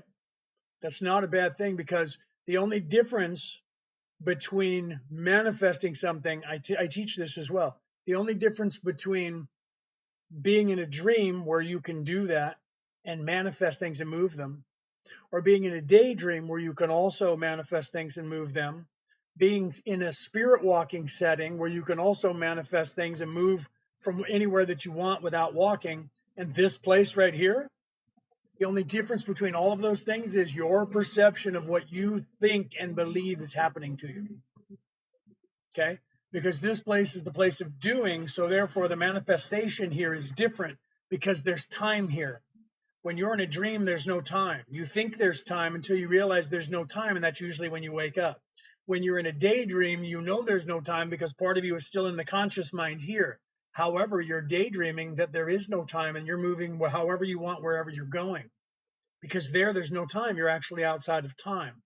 The same thing when you're astral projecting or you're in your spirit body and you're remote viewing, you're going from one place to another instantaneously without having to get into a vehicle to go there. But when you're here and you want to manifest something, it takes time because here, this place is moving closer and faster than the speed of light than any other place. You're in time because your vibration is so fast that you're so close to the speed of light that there's a distortion in your perception, and there's a past, there's a now, and there's a future. Okay? You're supposed to realize that you don't exist here, that you exist outside of this place of time, that you exist in a place that there is no time. But right now, your perception is there is time and I am in this place. You have to realize that I am not in this world. This world is in me. I am not in the universe. The universe is in me. We are not in this place. We are in this place. So the being in the mind of the sleeping God, you're supposed to wake up to realize that you are the sleeping God whose mind you're in. Do you see? That's what those stories in ancient times about the God who wasn't unalived but sleeping, and that the dome of the sky is the head of the sleeping giant. You, my friend, are the sleeping giant. You're supposed to realize that all of this is happening in your mind. Hi, baby. There's Brooke. My wife just came home. Hi, guys. There's my wife. She just got home from work. Okay, so I'm gonna have to get off here soon because my wife is home. She said I can stay here because she's gonna start cooking some food. So when she's done with what's that? What? Oh, she said okay. So she said she's gonna fix dinner so I can stay and talk. I can stay. I can keep playing, guys. Okay. I don't have to go home yet. I can keep playing, and then Mom will call me when dinner's ready. Okay.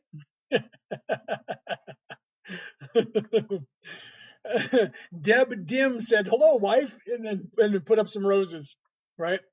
So, okay, so let's get back to what was going on, right? Instead of being down in third dimension. So the ancient stories of the creation of the universe even on their craziness, ideas of what they are in physicality appear to be, okay, metaphors, and that's what they are supposed to be. So the science catching up to the Big Bang Theory, their description of the Big Bang Theory is exactly what happens at the moment of insemination, when a sperm cell goes into the little sperm goes into the egg. The second it penetrates and goes into the egg, there is an explosion of light. You can see that. They actually filmed it. Google that. Go to YouTube and Google it, right? Or YouTube search it. Google owns a YouTube. You know what I mean? Watch the video. So science says there was nothing, and then there was an explosion, and everything is moved out from that. According to science, that's what happens. There's an explosion of light. There was nothing, and then there was light, and God said, "Let there be light," and there was light. That happens.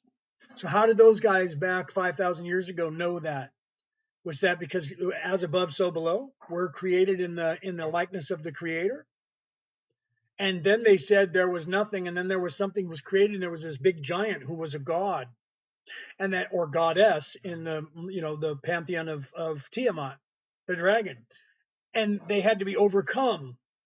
And then they were unalive, but not unalive. They were just sleeping, and we're in their head. We're living in the head of the Creator. The dome of the sky is the skull of the Creator. The mountains are the teeth of the Creator. The bones are the body of the Creator, is the earth, our body. The blood of the giant is the water. So we are living in, on, and around the giant god or goddess that is sleeping. Those stories were telling you all of this is happening in your mind. You're the sleeping god. You're the sleeping giant.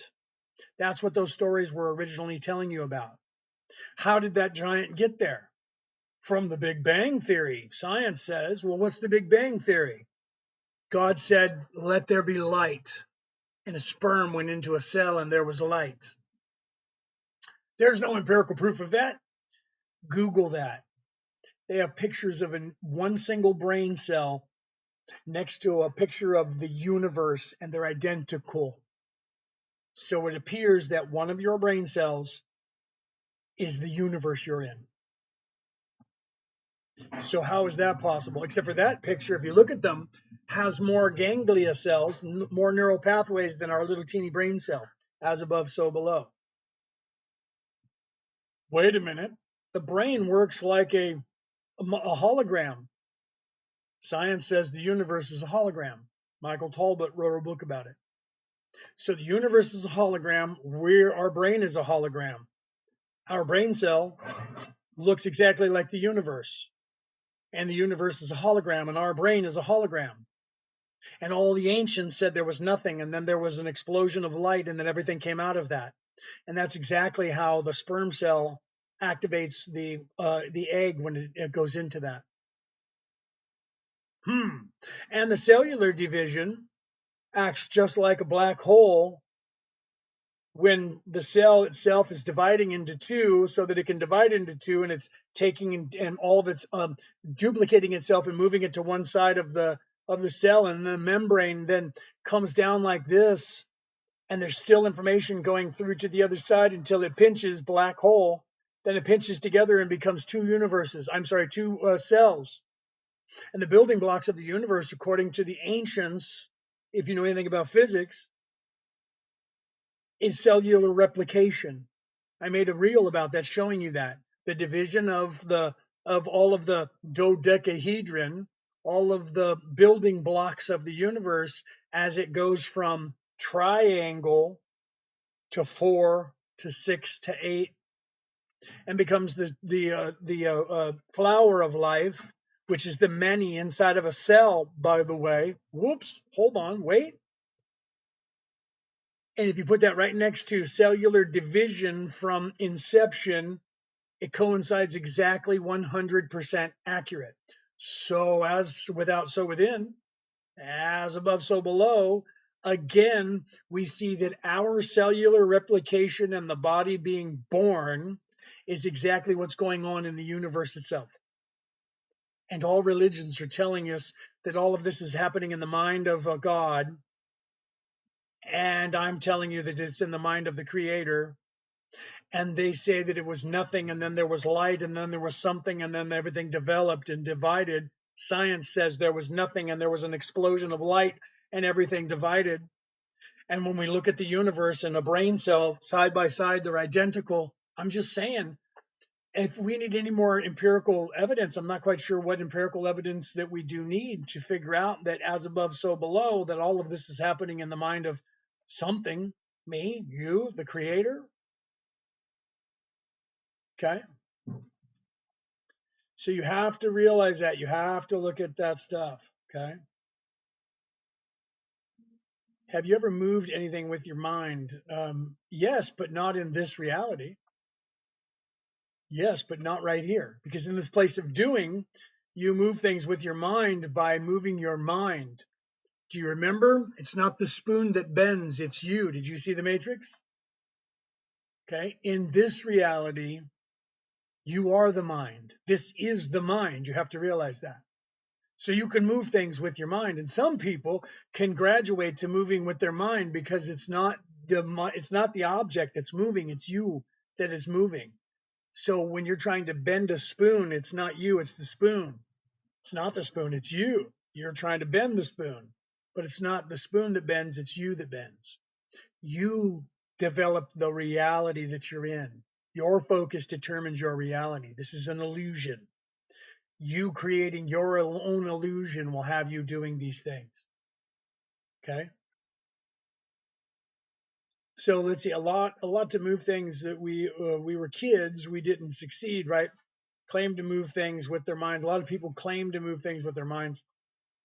In this place, it's the place of doing. You can manifest with your mind anything that you want to manifest, but you're in the place of doing, so there are things you have to do. When you're outside of this place, the reason that you want to move things with your mind is because that is a memory, a residual memory of you being able to move objects and yourself with your mind. That's supposed to help you expand your consciousness to the realization that this isn't real, and all of this moving this stuff around and me moving things is not real. This is a dream. It's an illusion. I am in a place where I'm moving things with my mind. Do you know what I'm doing? I'm moving this body with my mind, not this brain, my spirit. Okay. Right? Ask your spiritual questions. You see, my wife put that there, right? What truth do you need to hear? What truth do you want to hear? Okay. Smash those hearts, champions. Let's get some more people in here. Right? Smash those hearts. Let's get some more people in here. So you have to realize that. Look at those things. How do I get there? You get there by looking within yourself. That's what the other thing is that every single religion taught you. So every religion's creation story either tells you you're in the mind of the creator, or you are the creator, or there was a big bang and there was an explosion of light. All of those things coincide with something that's going on down here on the earth and up there at the same time. As below, so above. As within, so without. Okay. And what are the other things that they say when they all come down here into human form? When they come down here into human form, they tell you this form isn't real. This form is a dream, and you can get out of here. And the way out of here is to listen to my words. The way out of here is through me. The way out of here is to listen to what I'm telling you to do. That's what they said. The Tao Te Ching, Lao Tzu said what? He who can realize this is an illusion, create his own illusion, and live in that illusion will find his way to God. What does that mean? That means your focus determines your reality. That means if you believe that you're in earth and you're stuck here, you're going to be stuck here. If you believe that you're not stuck here and that you're not an illusion and that this is an illusion, that you are somewhere else, that's where you're going to get to. Okay? Change your algorithm. Your focus determines your reality. See what my wife just said there? Okay?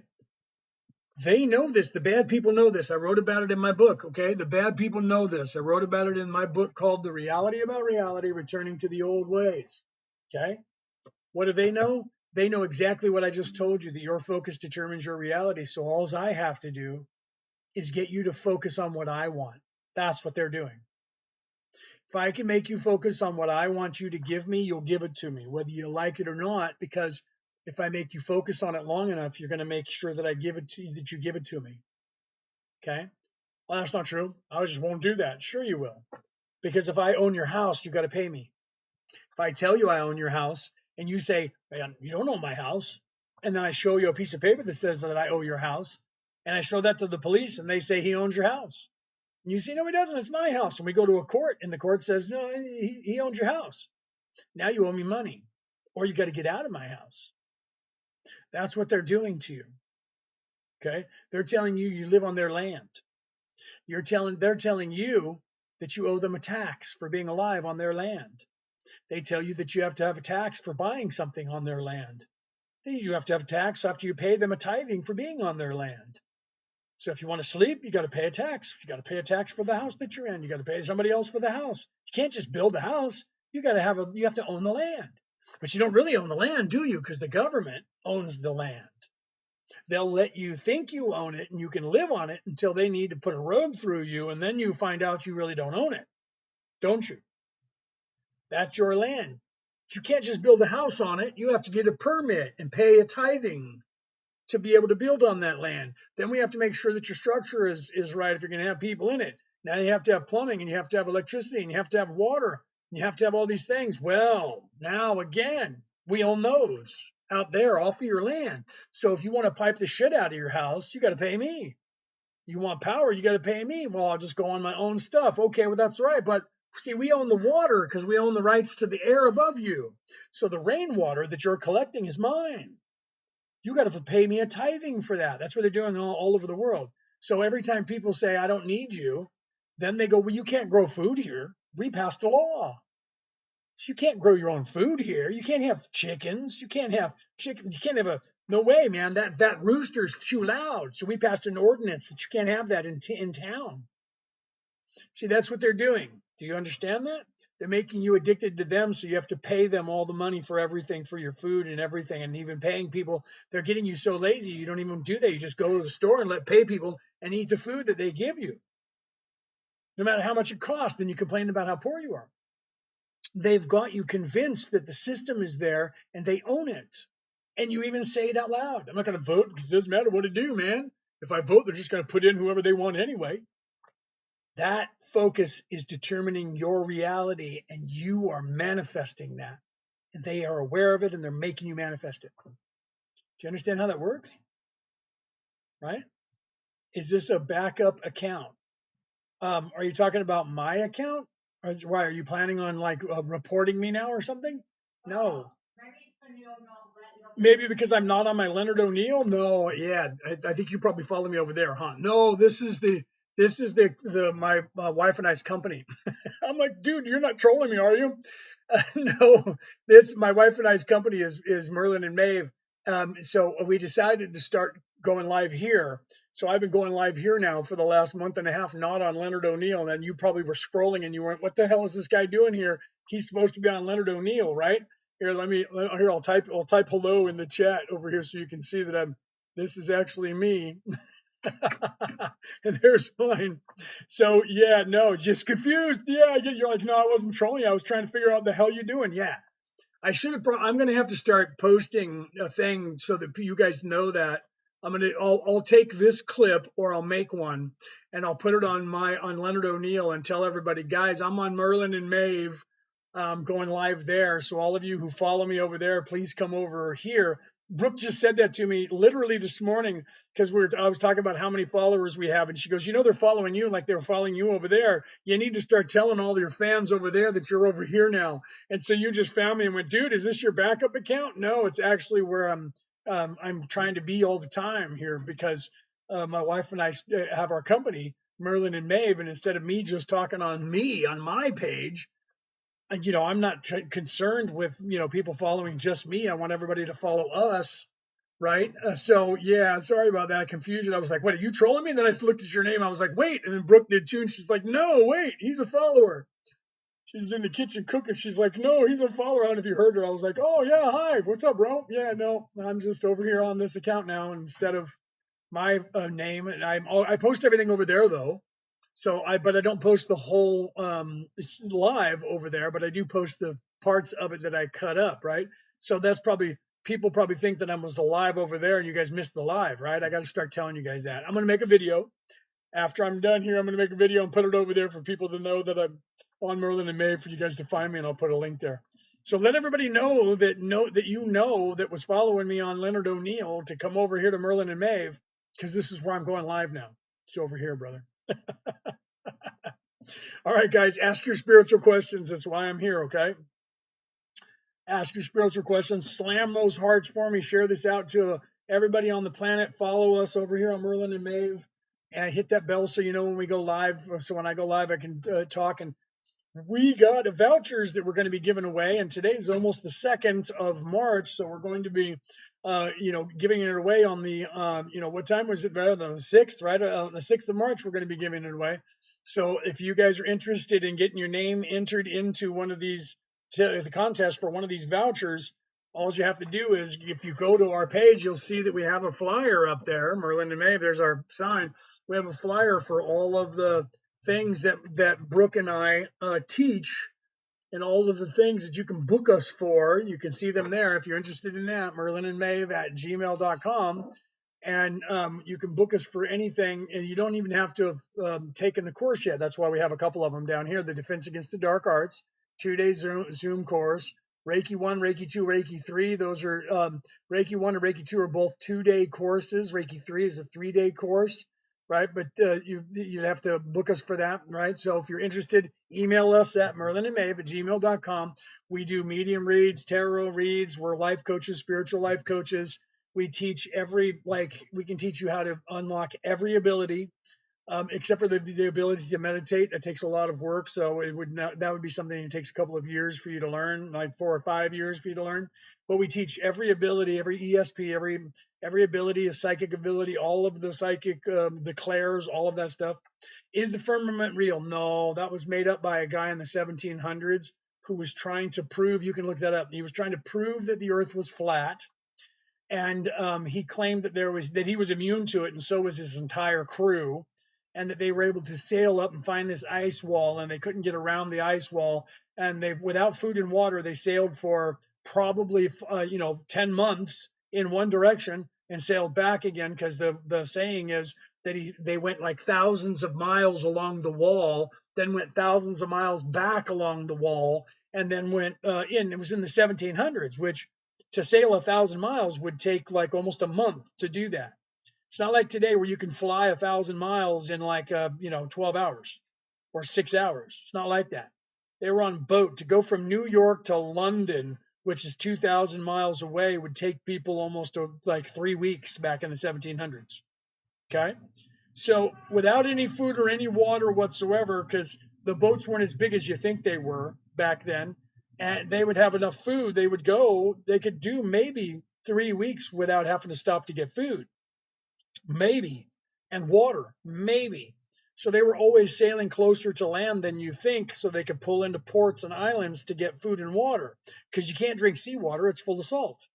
So you had to have fresh water, so you had to go into ports. So apparently this guy in the 1700s, who was trying to prove the earth was flat, mind you, sailed out, and he was immune, and so was his entire crew. Otherwise his crew would have been walking off the edge of the ship while they were going straight.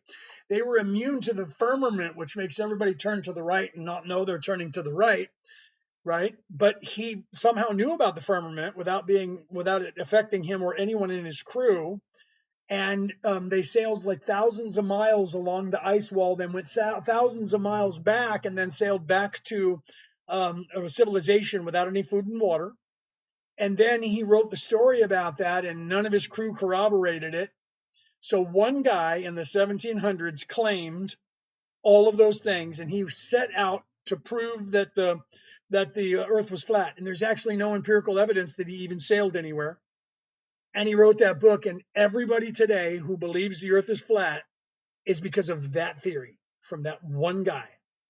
And they keep saying there's this thing that's called the firmament, but nobody can go find it. You know why? Because it doesn't fucking exist. You're not on a flat, and the whole flat earth idea comes from the dome of the sky theory. The dome of the sky theory comes from ancient religions that say that there was a big giant in the sky who someone who was a hero character had to unalive because the giant in the sky was in the way of us living on the land. And then the giant in the sky became unalived, but they weren't unalived, they were actually sleeping, and we're living inside the skull of the giant who's sleeping, who's not alive but is unalived, but is sleeping and not unalived. So we're in the skull of a sleeping giant that's larger than everything, that is everything. Okay, that's the story that spawned the idea of we're living inside the skull. And so therefore there's a dome over the sky, and no one flew, so they never saw anything from anything other than 6 feet above the horizon, unless they stood up on a mountaintop, all the way down until the 1800s when people actually got up to go up in the air. Okay, so everybody got the whole idea of the earth being flat came out of that. And originally there was no ice wall. The earth, you would just fall off the edge of the world. That was what everyone in the entire existence of the world for the last 12,000, 10,000 years, down until the 1700s, when that one guy said there's an ice wall there. Everybody else said you'll fall off the edge of the world. You'll sail over the edge of the world into oblivion. Okay, hold on. Now I have to prove that I'm a human, because this AI bot controlling the AI platform that I'm on wanted me to put the puzzle piece in. Okay, so that's where we get the idea. And then nobody believed there was anything. You would just fall off the edge if you got too close to the edge, right? And so people keep sailing and keep sailing and keep sailing, and they never fell off the edge of the world. And this guy in the 1700s went, that's because they keep going around in circles. That's why. Well, how come everybody before that said there was an edge you could fall off of? No one said it just keeps going forever and you never find the end. Everyone said there's an end to it and you'll fall off the edge of it. Okay, so the earth's not flat. There is no firmament. That's children with a little mind from 10,000 years ago, 12,000 years ago, not understanding that the religion was telling you you're living in the dome of the sky because you're inside the head of a giant, sleeping giant. Okay, so the story that they're not telling you anymore is that you're inside the mind of the creator. You're in the head of the giant. You're in the head of the giant in the sky. Okay, you are in the mind of the creator. This entire thing in reality is a dream. You don't exist, and neither do I. This place doesn't exist. You just think that you do, and I just think that I do. Okay, because we're a made-up character inside the imagination of the creator. And we think we're separate from the creator, and we think that we're separate from each other. And beyond that, we think we're in this little teeny body. And all of those stories were trying to tell us that. And then when they got away from telling us that we were living inside the mind of the creator, they started telling us about the Big Bang theory, because that's how inception happens, when a sperm spermiates a cell. But they didn't know about that back then. They couldn't have known about it back then because they were primitives and we're so much more superior than them. They talked about there was nothing, and the earth was void and everything was void and there was nothing at all but the firmament, which we now call the bed of space. Energy, black energy or dark energy in space that has the potential but is nothing and everything at the same time. Weird. That's the description that God says that God is. And then there was light, and God said, let there be light, and then there was light, and then God said we keep light, and everything was created out of light. And when a sperm goes into a cell, there's an explosion of light. You can watch videos on that. And science says there was nothing, and then there was an explosion of light, and everything came out of that in space. But there is no God. And now we have pictures of a brain cell, a radial image of the brain cell. And when we take that picture and we set it somewhere, and then we take a picture of the universe and we put it side by side, they're identical. Weird. So it looks like we're in one brain cell. We are inside one brain cell, and that's the entire universe, because it looks exactly like our brain cell. Okay, so if the religions say we're in the mind of the creator, living in the head of the creator, and there was nothing, and then there was an explosion of light, and that created everything, and there was nothing, and there was an explosion of light, and we create everything with a sperm going into an egg, and our brain looks exactly like the brain of the creator, and a picture of both of those look identical, and science says there was nothing and there was an explosion of light and then everything came out of that, and the building blocks in science actually shows cell division exactly the same way that makes the flower of life that everybody in the ancient times said was science.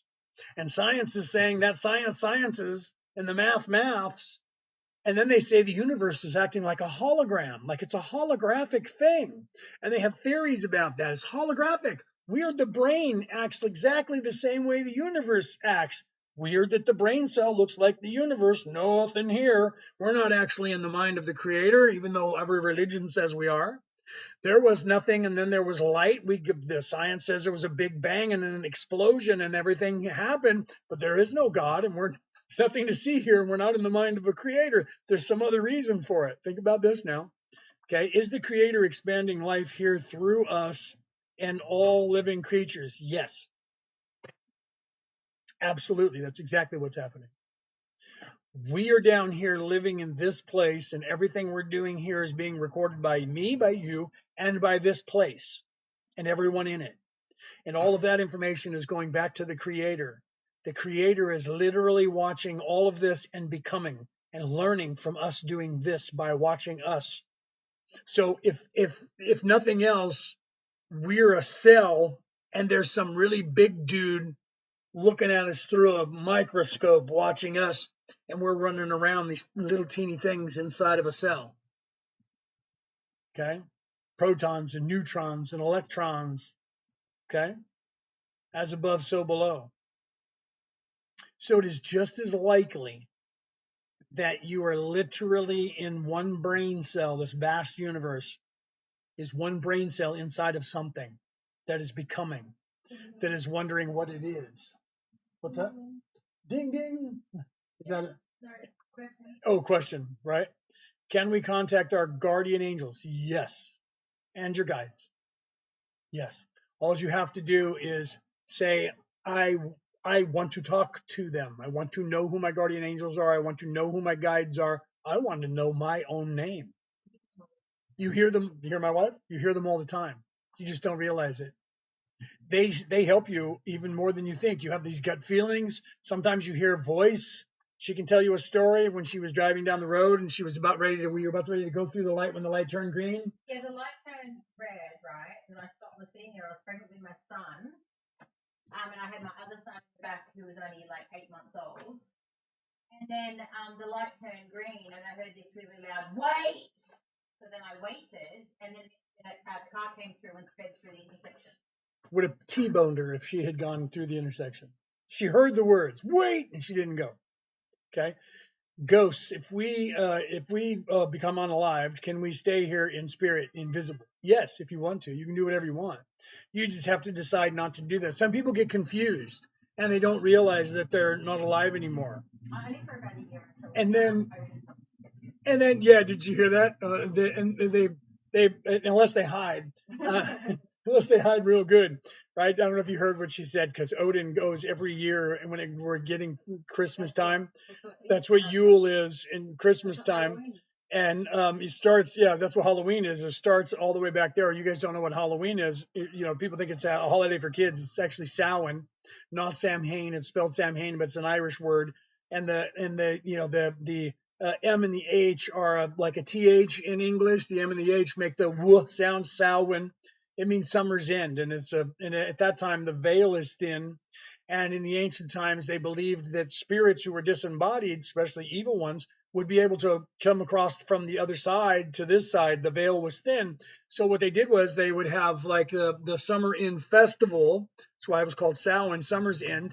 And they would have the bone fires. They would take and sacrifice animals and cook their meat and throw the bones on the fire. It's where we get the word bonfire from. And they would do this on October 31st because on that day, the veil would be thinner until the next day. So then they would have all the kids dress up as ghouls and goblins and witches and things because they were worried about the bad entities getting into people's houses and haunting them. So then they would carve jack-o'-lanterns and put them in the windows so that demons and spirits would go, oh, there's already one occupying that one. And they would keep going. And every time they went to a village or a town, they would see all these kids dressed up and they would go, Jesus, this place is full already. I got to go to the next town. And they would keep, the belief was they would keep the kids up all night with all the sugars and the candies, and all the parents would be partying, and they would all stay up all night long, and they would dress up too, and all the spirits would never land, and they wouldn't come into your house, and they would fly by. And when the sun came up, they would have the veil would start to close, and they would be on the other side, and they wouldn't be able to get into your house. It's literally what Halloween is about. Okay. So then you go forward in time, and those disembodied spirits that are now not hiding in a house are out and they're exposed on the other side. And then you have Jolblot. Jolblot. Okay. The Vikings talked about that. Odin comes down from Valhalla and he goes and hunts after all the souls of everybody that's disembodied that didn't go cross over to the other side, and he brings them all back to Valhalla. So it's called the Jolblot, which means blood hunt. And he would go on a blood hunt for all of these spirits, and they would try to hide from him because they didn't want to go. They wanted to scare people. And he would go and he would get them all, and he would take them all, and he would take them over to heaven. So in that religion, the angel of unaliving, because I can't say that D word, was actually Odin. And Odin was responsible once a year. You can look that up. Jolblot with a J. And that means blood hunt. And he would go out and gather up all the spirits that didn't know they were unalived and take them to where they needed to go, right? What does ear ringing mean? If you have a ringing in your ears, some people have a burning sensation, other people feel a buzzing sensation. That's why when you people that you go to talk to, you call them up and they go, hey, were your ears burning? Hey, was your ears ringing? It's because truly when you hear ringing in your ears, depending on whether it's the left ear or the right ear or both, if you don't have tinnitus, right? And like all of a sudden you hear a tone in your ear. When you hear that, that's because somebody is talking about you or thinking about you or both. Okay. And if they're negative and they're like throwing rocks at you or peeing in your Wheaties, you're going to get it on the left side. What you do when that happens, whichever side you get the tone on, go through a progression in your mind and say the name of people that you know that you think might be thinking about you. Mom, nope. Dad, nope. My brother, no. Which brother? Name people.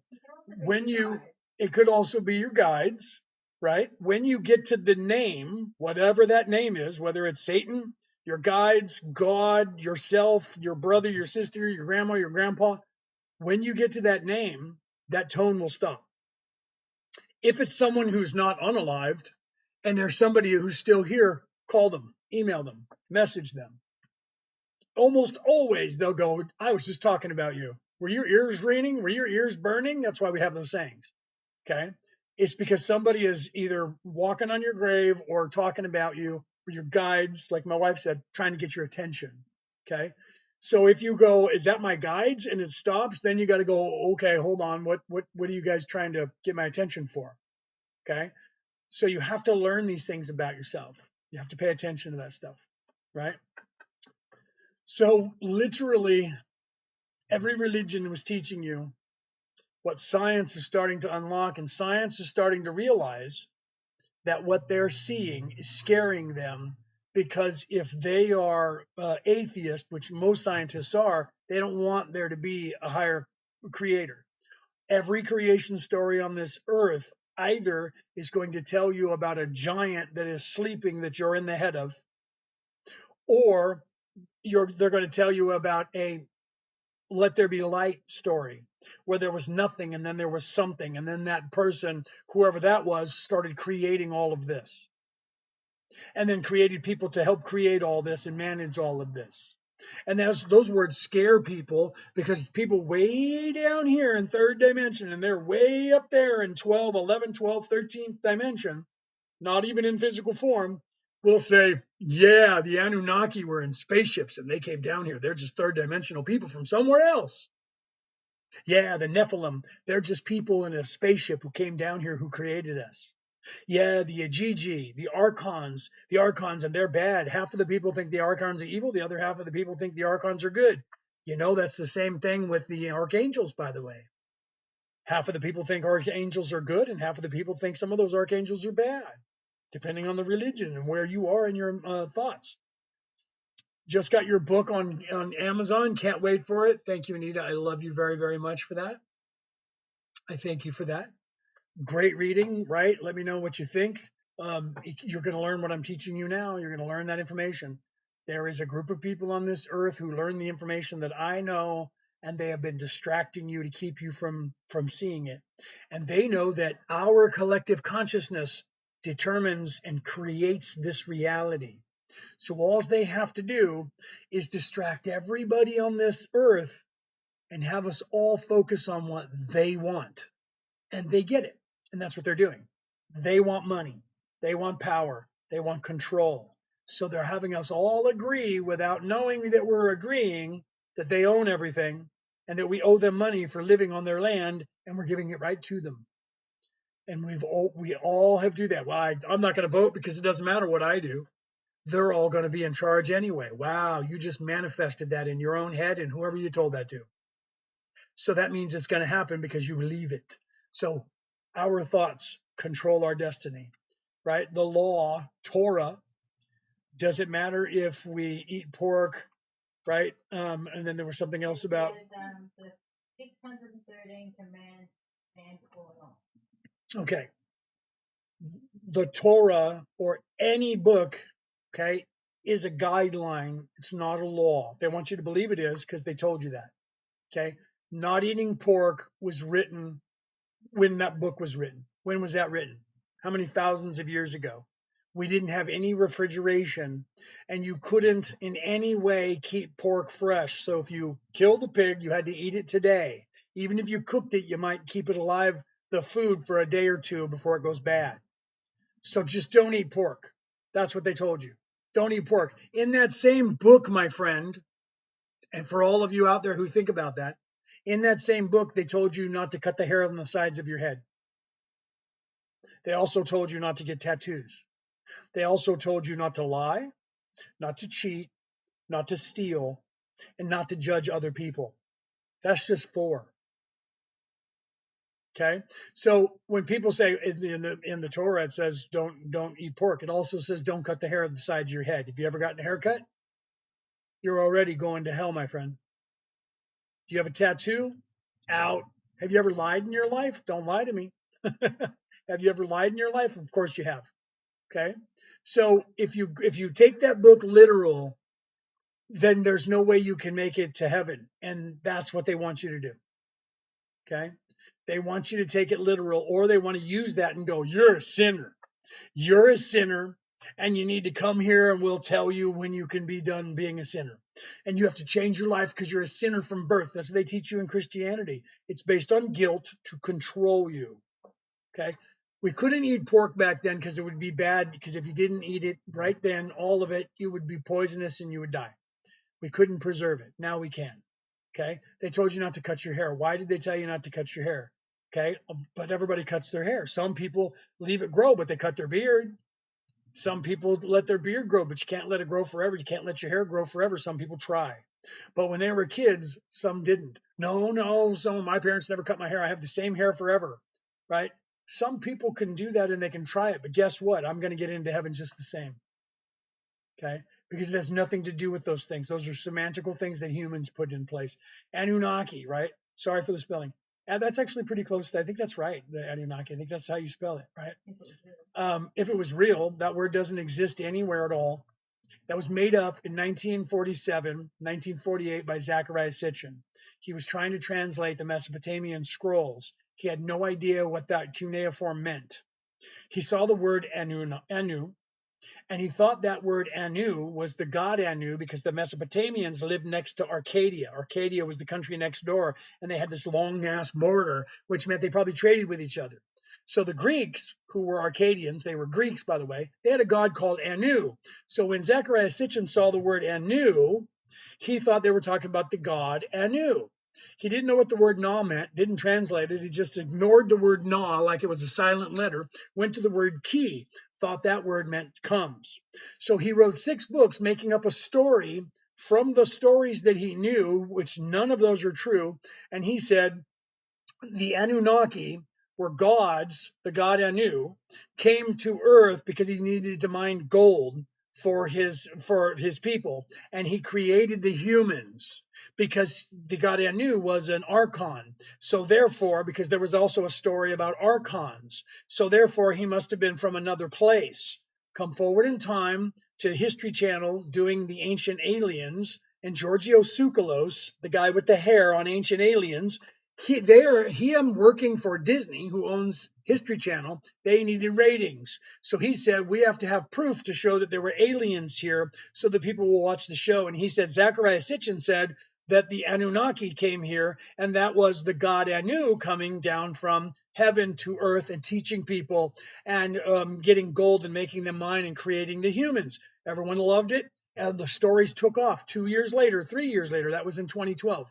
3 years later, in 2015, filming another episode. Now Giorgio Tsoukalos, when he's talking about Zachariah Sitchin, he says the translation is those from the heavens came, because they needed more ratings, because the ratings were going down in 3 years. Now it became an entire species of people from the word Anu being one deity, one god. But if he's a god and he came down in physical form, he must have been in a spaceship, which means he must have had a whole bunch of people with him in a crew. So now the Anunnaki today is those from the heavens came. Okay. And I tell you truly that there are people out there who actually translated those scrolls since 1948. And Zachariah Sitchin got it wrong, and History Channel and Disney knows that, but they're making $100 million on that subject since 2012, maybe more. So they keep propagating that, and people are making an entire career going further with it. And if you don't believe me, here's proof. There's a man, if you could type in the thing, there's a man by the name of Matt LaCroix. Matt LaCroix is an anthropologist and an archaeologist who's also a theologist. He doesn't have a degree in it, but he's been studying stuff, and he has found the oldest civilization known to the history of the world. And he just wrote a book about it, and he is touring. Thank you very much. He is touring, and my wife just put it in the chat for you at YouTube at Matthew LaCroix. And if you go there, you'll see that he has got podcasts, that he's been on 3 different podcasts talking about this. And when people bring up that word, the Anunnaki, as a race of people, he will tell you, especially if you go onto Danny, what's Danny's last name? Danny Jones. If you go onto the first video that he was on, the first interview that Matt was on, Danny Jones says Anunnaki, and he says you need to be careful with that, because Zachariah Sitchin made a disaster of this, and he'll tell you the same story I just told you. And then he gives you the names of the 2 people who actually translated those scrolls, and then he tells you why that thing is a complete lie. Okay? There is no Anunnaki. There is no race of people. That word does not exist in that way. The word is Anunnaki, 2 words. Anunnaki, 1 word, ki. And that means the new ones. That doesn't mean the God. It doesn't mean space aliens. It means the new creation came down to earth. It means you and me. We are the Anunnaki. We are the new angels. Okay, well, you guys are. The new angels that came down here that were created. Okay, because Kelto, who's in here, is one of those people that you know as an archon. And the word archon translates to modern day, by the way, as archangel. And the Ajiji from that story translates as angel. So the Anunnaki were the new angels that were created who came down to earth. Us, you. He even tells you that. This guy has got a book, and he's making a documentary, and he's got pictures of himself going all over the world, and everybody in the world is going, what? And he knows exactly what I'm telling you, and he tells people he's proving it. He's proving that all of this is supposed to be the dichotomy between the masculine and feminine, physical and spiritual plane, and our balance of that, and our enlightenment and raising our vibrations and realizing that we are immortal spirits and the Christ oil within. Watch his interviews. Okay. And he's like the most accredited guy in the world right now, and the most famous when it comes to anthropology and archaeology, because he's discovered a city that belonged to the Atlanteans. and he's excavating it. There's pictures of it. Okay. Yes, everything has free will. Everyone has free will. This place is designed so that you were free from the time that you were created by the Creator, and you have the freedom to do whatever you want, whatever that is. Doesn't matter what it is. You can do whatever. You don't have to do anything in any order. But people get a hold of those things like the way that Jesus was teaching you. Then they turned it into a religion, and they started going, well, this is what you're supposed to do in the morning, and then in the afternoon, and then you have to sit down, and you got to spin around 3 times and spit in your palms and put your hand in this cup and then touch your face with it, and then touch your chest with it, and then touch your shoulder and then the other shoulder, and then you have to say, in nomine Patri Filii Spiritus Sancti, in the name of the Father and of the Son and of the Holy Spirit, and clap my hands 2 or 3 times and then go over to a wall and do this and go, then walk around in circles with my hand stuck out, looking at a rock that we put somewhere, and walk around in circles only counterclockwise. And then we get to maybe go to heaven if you know the riddle and you put it in your pockets, right? Humans get a hold of things and they're linear minded and they say we have to do this, then this, then this, then this, then this, then this, or we can't go there. And then they make a religion. Religion recruits you. Spirituality waits for you to find it. Can we actually heal ourselves? And if so, how? Yes. And then we teach it. Reiki 1, Reiki 2, and Reiki 3 right there is one way of doing it. Yes. Okay. You can heal yourself by attaching yourself to the Creator and drawing down energy and putting that energy into your body. Stop eating all the sugar. Stop eating all the processed food. If you're in the United States, go organic because they're poisoning you.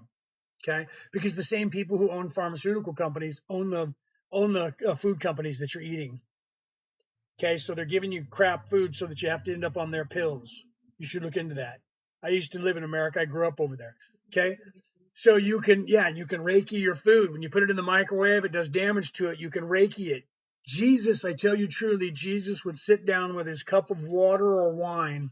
He would put it in his hands and he would talk positively and tell the water, I love you. Thank you for sacrificing your life so that I may have life force energy. And I pray to you and I mix you and I give you power to help me. And then I'm going to ingest you. And you have life from the Creator that you're going to give to me. And he would drink his water, blessed his own water, and then drank it. You too can do the same thing. You just have to realize it. Stop doing the stuff that's harming yourself. Stop eating the foods that are harming yourself. Put your body back in balance. Learn how to do that. Learn how to put your body back in balance. Put your body back in balance, and you know what'll happen? It'll heal itself. Eat proper foods, and your body will then have the energies that it needs to do that. If you eat ascension food, if you go to fast food, you're getting a burger, some kid doesn't even want to be there, doesn't care about you, or a robot that has it just put it together and give it to you. The energy on that is about that far below no energy. Below no energy. I said that right. Okay, so there's no energy there. That's why when you go back to mom's house or grandma's house, the food tastes so good. You know why? Because they made it with love. They're proud of it. They're making it from scratch, and they love you and they love themselves and they love making the food. So they're putting good energy into it and they give it to you. Thank you for that. Who gave me that? Did you unalive? Thank you for that. Because I can't say that D word with the E at the end of it. So you love some home cooked meal. Nothing ever tastes better as home cooked meal. You know why? Because somebody's cooking it and they like you and they like the food that they're cooking. You go to crap food, you get crap energy. That's what's wrong, right? How should people get off high blood pressure medication? So I'm not a doctor. I can't give you medical advice because on this communist platform, they'll like ding me for it. But you can look up on the internet, okay? And you can find holistic things that will help you with that. If you have high blood pressure, there's something that you're putting into your body. There's something wrong with your body. You have too much sugar, too much salt, both of those things. You have blockages because you're eating crap foods, you're eating crap stuff. You need to change something about what you're putting into your body so that you can lower that. Okay. So you need to take care of that. You need to get the inflammation out of your body. You need to get all that stuff out of your body. You have to change your entire habit. The doctors are probably telling you that. You have to change the way you eat. If you eat crap, you're going to be crap. If you eat all salt, you're going to have high blood pressure and have a stroke. You eat too much sugar, you're going to have high blood pressure and you're going to have a stroke. Sugar and salt make your blood thicker, which makes your body have to work harder, which raises your blood pressure. Okay. Then, yeah, Reiki reduces your blood pressure. There are things that you can learn. Okay. There are things you can learn. Which one? Oh, yeah. Okay. Yeah. Yeah. Look at, here's my story. Let me tell you my story. Okay. I was living in America and I was eating all the food over there. Okay. I had high blood pressure. I had low testosterone. I had type 2 diabetes. Okay. Because my body was insulin resistant. I was eating all the foods that are over there with all the sugar, with all the salt, all that stuff. And I have catastrophic damage to my testicles from combat and martial arts my entire life, being kicked there, hit there, things like that. Okay. I have all these things. I'm on all these medications. I'm trying to get off the medications. I blew up to be 486 pounds because my body wasn't producing testosterone. Okay. I tell you truly, I smoked cigarettes. I drank alcohol. I am 4 years without alcohol. I am since 2015. So I'm 10, 11 years this year in April without smoking cigarettes. Okay. I quit doing all the crap that it was happening to me. I was taking shots for testosterone. I was taking pills for my diabetes. Okay. I tell you truly, I stopped drinking alcohol. I stopped eating all the salt, started using Himalayan salt. I actually stopped doing shots of testosterone. I stopped all of my medication because they changed everything about my diet, and I ate organic food and I take vitamins every single day because I looked up what is holistically does these things. My body is now producing testosterone on its own. I do not have high blood pressure. I do not have type 2 diabetes. And all of that has been gone now except for the testosterone, for 4 years. The testosterone, since I got here to Australia, I am not needing the shots at all, and my testosterone level is fine. My doctor even knew that my testosterone level was starting to go back up, and we were limiting my shots because I was eating the right foods, exercising, sleeping right. I'm a Reiki master. Okay. I also had asthma, and I was diagnosed with COPD in 2015. By 2017, the doctors said, your lungs have regenerated. We don't know how, but they've regenerated and you no longer have COPD. And at first they were like, we must have misdiagnosed it. Okay. They said, we must have misdiagnosed it. So let's do all these x-rays. And they said, nope, all the same scars are there. We don't know why you don't have, COPD anymore. You know what I told them? Magic. I Reiki'd myself. I healed my own body by eating properly and taking the right vitamins and exercising and getting the right amount of sleep. And I didn't believe that I was going to become unalived by their stuff and their medications. And I looked for alternatives in nature to do the same job that their medication was doing. And I stopped eating the food they told me to eat. And I ate properly, and I ate good food, and I ate organic food. It's not, everyone thinks, well, if I eat organic, there's nothing I can eat. That's not true. You can eat everything. Just don't eat the stuff that has their shit in it that they're putting in it. Okay.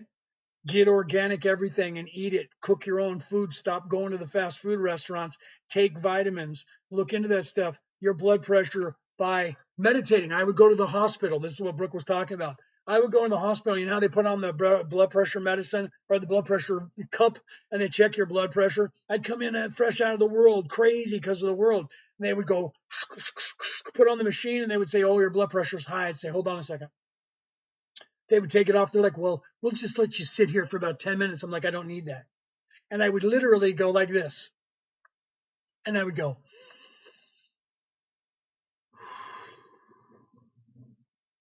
And I would use the breathing technique of inhaling and holding it for a few seconds and blowing out my mouth. And I would take Reiki and I would Reiki myself and I would tell my body, slow down. It's okay. Relax.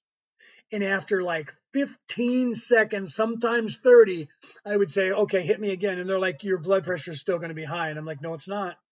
Every time they would hit my blood pressure thing, hit the button, the thing would do that. And I would just sit. And then it would be fine. They're like, how do you do that? And I'd say magic. I am in charge. I am in control. And I told my body, it's okay. Relax. You're fine. And I lowered my own blood pressure. I put Reiki energy into myself. I meditated. And at the same time that I was meditating and Reikiing myself, I used breathing techniques to lower my heart rate and to let my body relax. You, all of you, can do the same thing. Every one of you. Okay. So you can see on the screen, my wife is showing you win a voucher. Okay, we're going to have a contest. So if you guys pay for some of our things, it doesn't matter what it is, Defense Against the Dark Arts, we have classes coming up, Reiki 1. If you want to become a healer, we can teach you how to do all this thing, okay, to heal yourself. Can teach you here, you can look on our page, you can see the same thing, okay? We are life coaches, spiritual life coaches. We do Reiki healing. So if you just want healing, we do Reiki healing. We can heal you. Doesn't matter where you are in the world. We do medium reads, tarot card reads.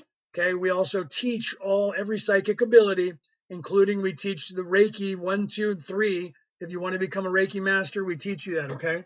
So if you guys book one of our things, whatever we have, and you pay for it before the deadline of March 5th at 9 p.m. New South Wales, Australia time, you will get entered into a contest to win a voucher for one of these vouchers, a $30, a $60, or a $90. We're giving away one of each of those. We're putting people's name in it. We're going to do it live here on March 6th, 10 a.m. New South Wales time. We're going to come on and we're going to have a computer that puts all the names there and a little thing that spins around and it'll pick a name. We're going to do the $30 voucher, then the $60, then the $90 voucher, and then we'll contact whoever through email and let them know that they have that, they've won that voucher. You don't have to spend the whole entire voucher on one thing. You can break it up any way you want. Okay. And if you book us for any of our things that we do and you pay for it before that deadline, you get on there as well. Then, once you have paid for anything from Merlin and Maeve, you become a wayfarer. That means you get 5% off of everything for the rest of your life, any one of the things from us. Okay. 5% off forever. So even with your voucher, so you'll get a voucher for one of these if you win it. And then if you use it for something, you still get 5% off of that thing that you use it from. So if you're smart, say, and you won the $60 voucher, you could buy something that costs $30, get 5% off of that, pay part of it with that voucher. And then when you buy something else, you get 5% off of that, use the rest of the money on that, and still get an even deeper discount. Got to think, right? So if you guys are interested in learning anything, Defense Against the Dark Arts is something that everybody in the world needs to know about. This is our most popular course right here. It's a 2-day Zoom course. And it's literally, we got the name obviously from the movies and the books, right? Defense Against the Dark Arts. What is that about? Everything you can imagine, everything we talked about that the bad guys are doing to us, not to mention negative energy, not to mention the negativeness on television, the narcissism, the energy vampires, not to mention, what if you're an empath and you're just collecting people's freaking energy and you don't know what to do with it? We teach you how to deal with that as well. Okay. Who's the narcissist in the energy vampire in my life? You know that person. What if somebody hates you and they're putting negative energy at you, putting a hex on you, casting spells on you, all of that stuff? What if you just have a haunting? What if you just have bad luck? Where does all that come from? How do I protect myself? How do I cleanse myself? How do I protect my kids? My car, my plants, my house, my job, my website? How do I do all those things? What other things could there possibly be? Well, there's propaganda, there's gaslighting, there's Jedi mind tricks just by everybody. Everything I've taught you, what they're doing, everything I've been saying to you all day that you guys have been here listening to me, that the bad people on this earth are doing, because 14% of the population is evil and 1% of them think they own us all. How do you protect yourself from that? Defense Against the Dark Arts, which should be taught in schools or in your classroom or by your parents or in Sunday school. Everyone, yeah, you guys probably can't hear Brooke. Every single person who's come into this class and did this class, no word of a lie, I swear to God, if one of them was in this audience, they would tell you that. They have literally said that this has changed their life forever. They will never be the same, and they will never anymore be used or have bad energy or anything with the greatest knowledge they ever learned. If they were anyone in this class right now or in this live right now, they would tell you, greatest thing I ever learned. No word of a lie. That's why this became so popular, that we do this like three to five times every month. we teach this class, okay? That class is only 88 Australian dollars. So if you're on the American dollar, the pound sterling, or the euro, that $88 is about 65. You get another $20 off of that because your dollar is worth more than ours is. But then if the stock market goes down, it'll be worth a little bit less. But right now, if you're on the American dollar, that's going up, isn't it? Because America is doing stuff around the world and people are really liking it. And so the American dollar is going to go up. So literally, if you guys are interested in that, email us right here at merlinandmaeve@gmail.com. Tell us that you're interested in whatever it is. I need more information about this or that, or all of your price points. Put your name that your handle is here on TikTok so we know who you are.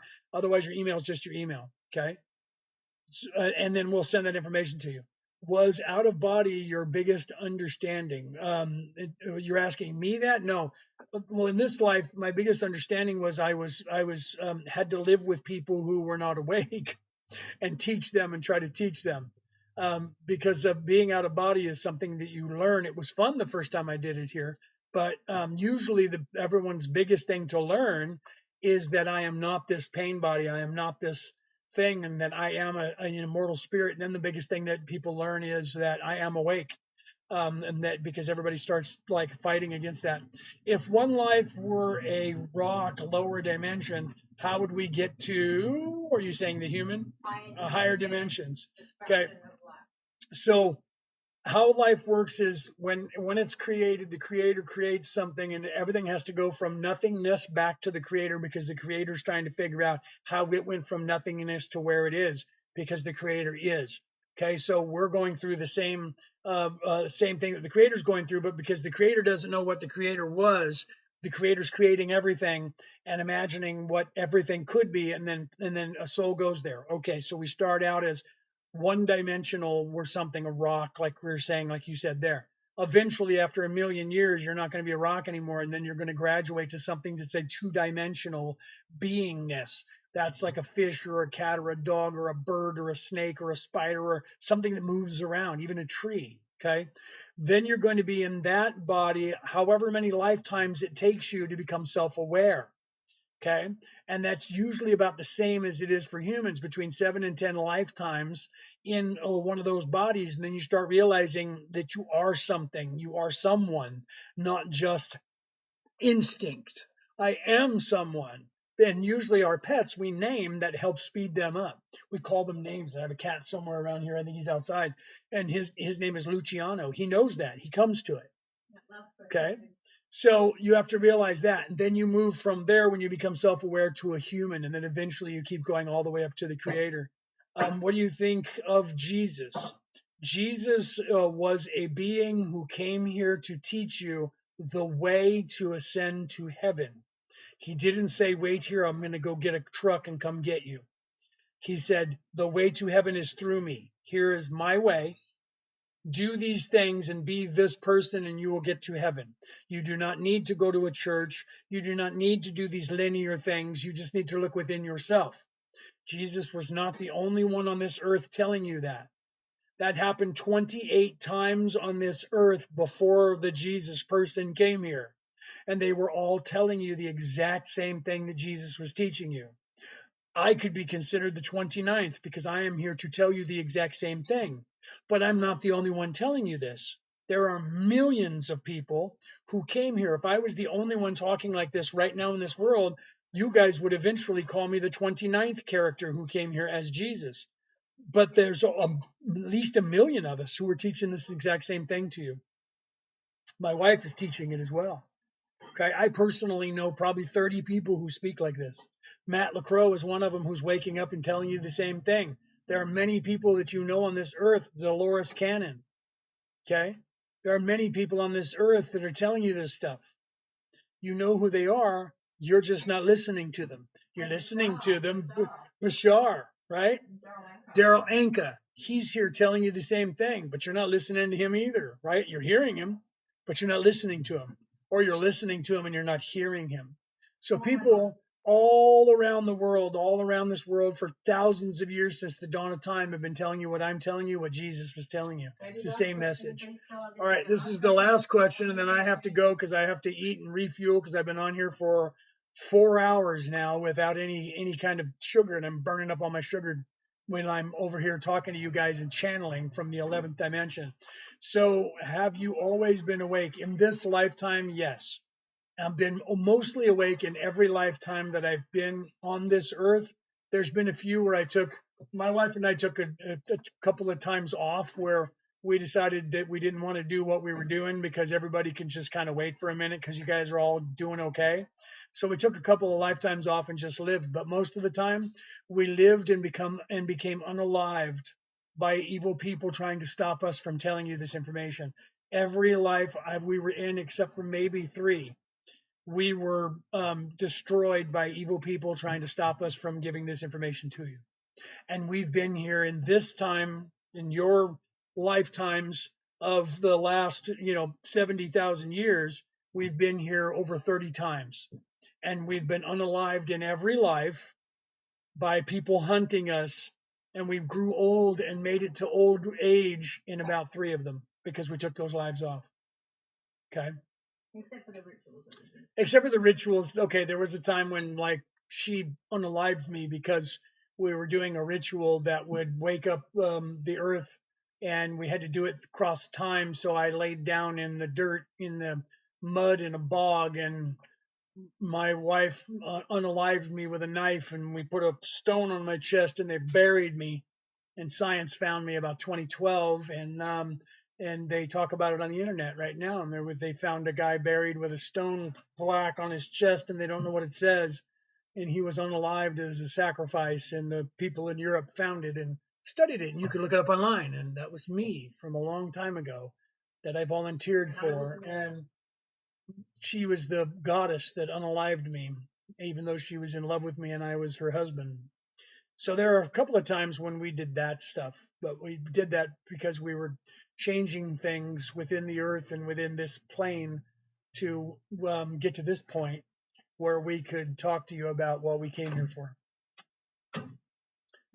And you're supposed to wake up. These are the tools that we come to give you periodically so that you guys can wake up, because you're already supposed to have graduated from here as an entire species to the next level, but the evil people have kept you caught here, so you haven't done it. Okay, so we're here to wake you guys up, right? How do you remember? How do I remember? You will remember when you start waking up. Raise your vibration. I know, right?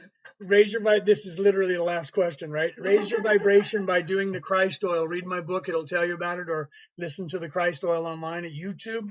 When you raise your vibration, you get downloads from your higher self, so you start getting your actual memories, and then that's how you remember, my friend. You raise your vibration, stop living in the flesh, start living in the spirit. You're here in this place, but know that that's not who you are. This is what you do in the place of doing. Like your job when you go to work is not who you are, it's what you do for a living.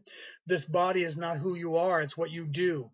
Okay? And then you'll wake up, and as you wake up, you'll remember who you are. You'll remember your real name. My real name is Kelto, and that is Satori. Okay? You'll remember that. You'll be able to talk to your guides, and you'll be able to get your Akashic records and put them in your head and know who you are and why you're here and what you did and what you're supposed to do here. And then your veiling will go away, your third eye will open up, and the people that are down here won't be able to gaslight you anymore and go, these are not the droids you're looking for. You do not need to see their identification. Move along. That won't happen anymore. They'll try that to you, and you'll go, why are you waving your hand at me? You think that works on me? Okay. All right, guys. I love you. I got to go. Thank you for supporting us. Please follow us. Follow Merlin and Maeve. Hit those hearts before you go. Before I go, smash a few more hearts for me. All right. Hit that bell so you know when I go live. Listen to my podcast if you have the ear to hear. Orion Rising by me, Leonard O'Neill. Buy my book. There's a link in the bio on our site. Buy my book. Read that. Come back. Ask me questions. I love you guys. I'll be live. I'm sure I'll be live again tomorrow. Okay. So if you guys want to get into the, learning stage, email us. Tell us what you want to know. We can work one-on-one with you instead of you listening here. Okay. I love you guys. Have a good day. I will talk to you guys either tomorrow, or maybe some of you I'll never see again. But if that's the case, I'll see you after. Okay. Have a good day.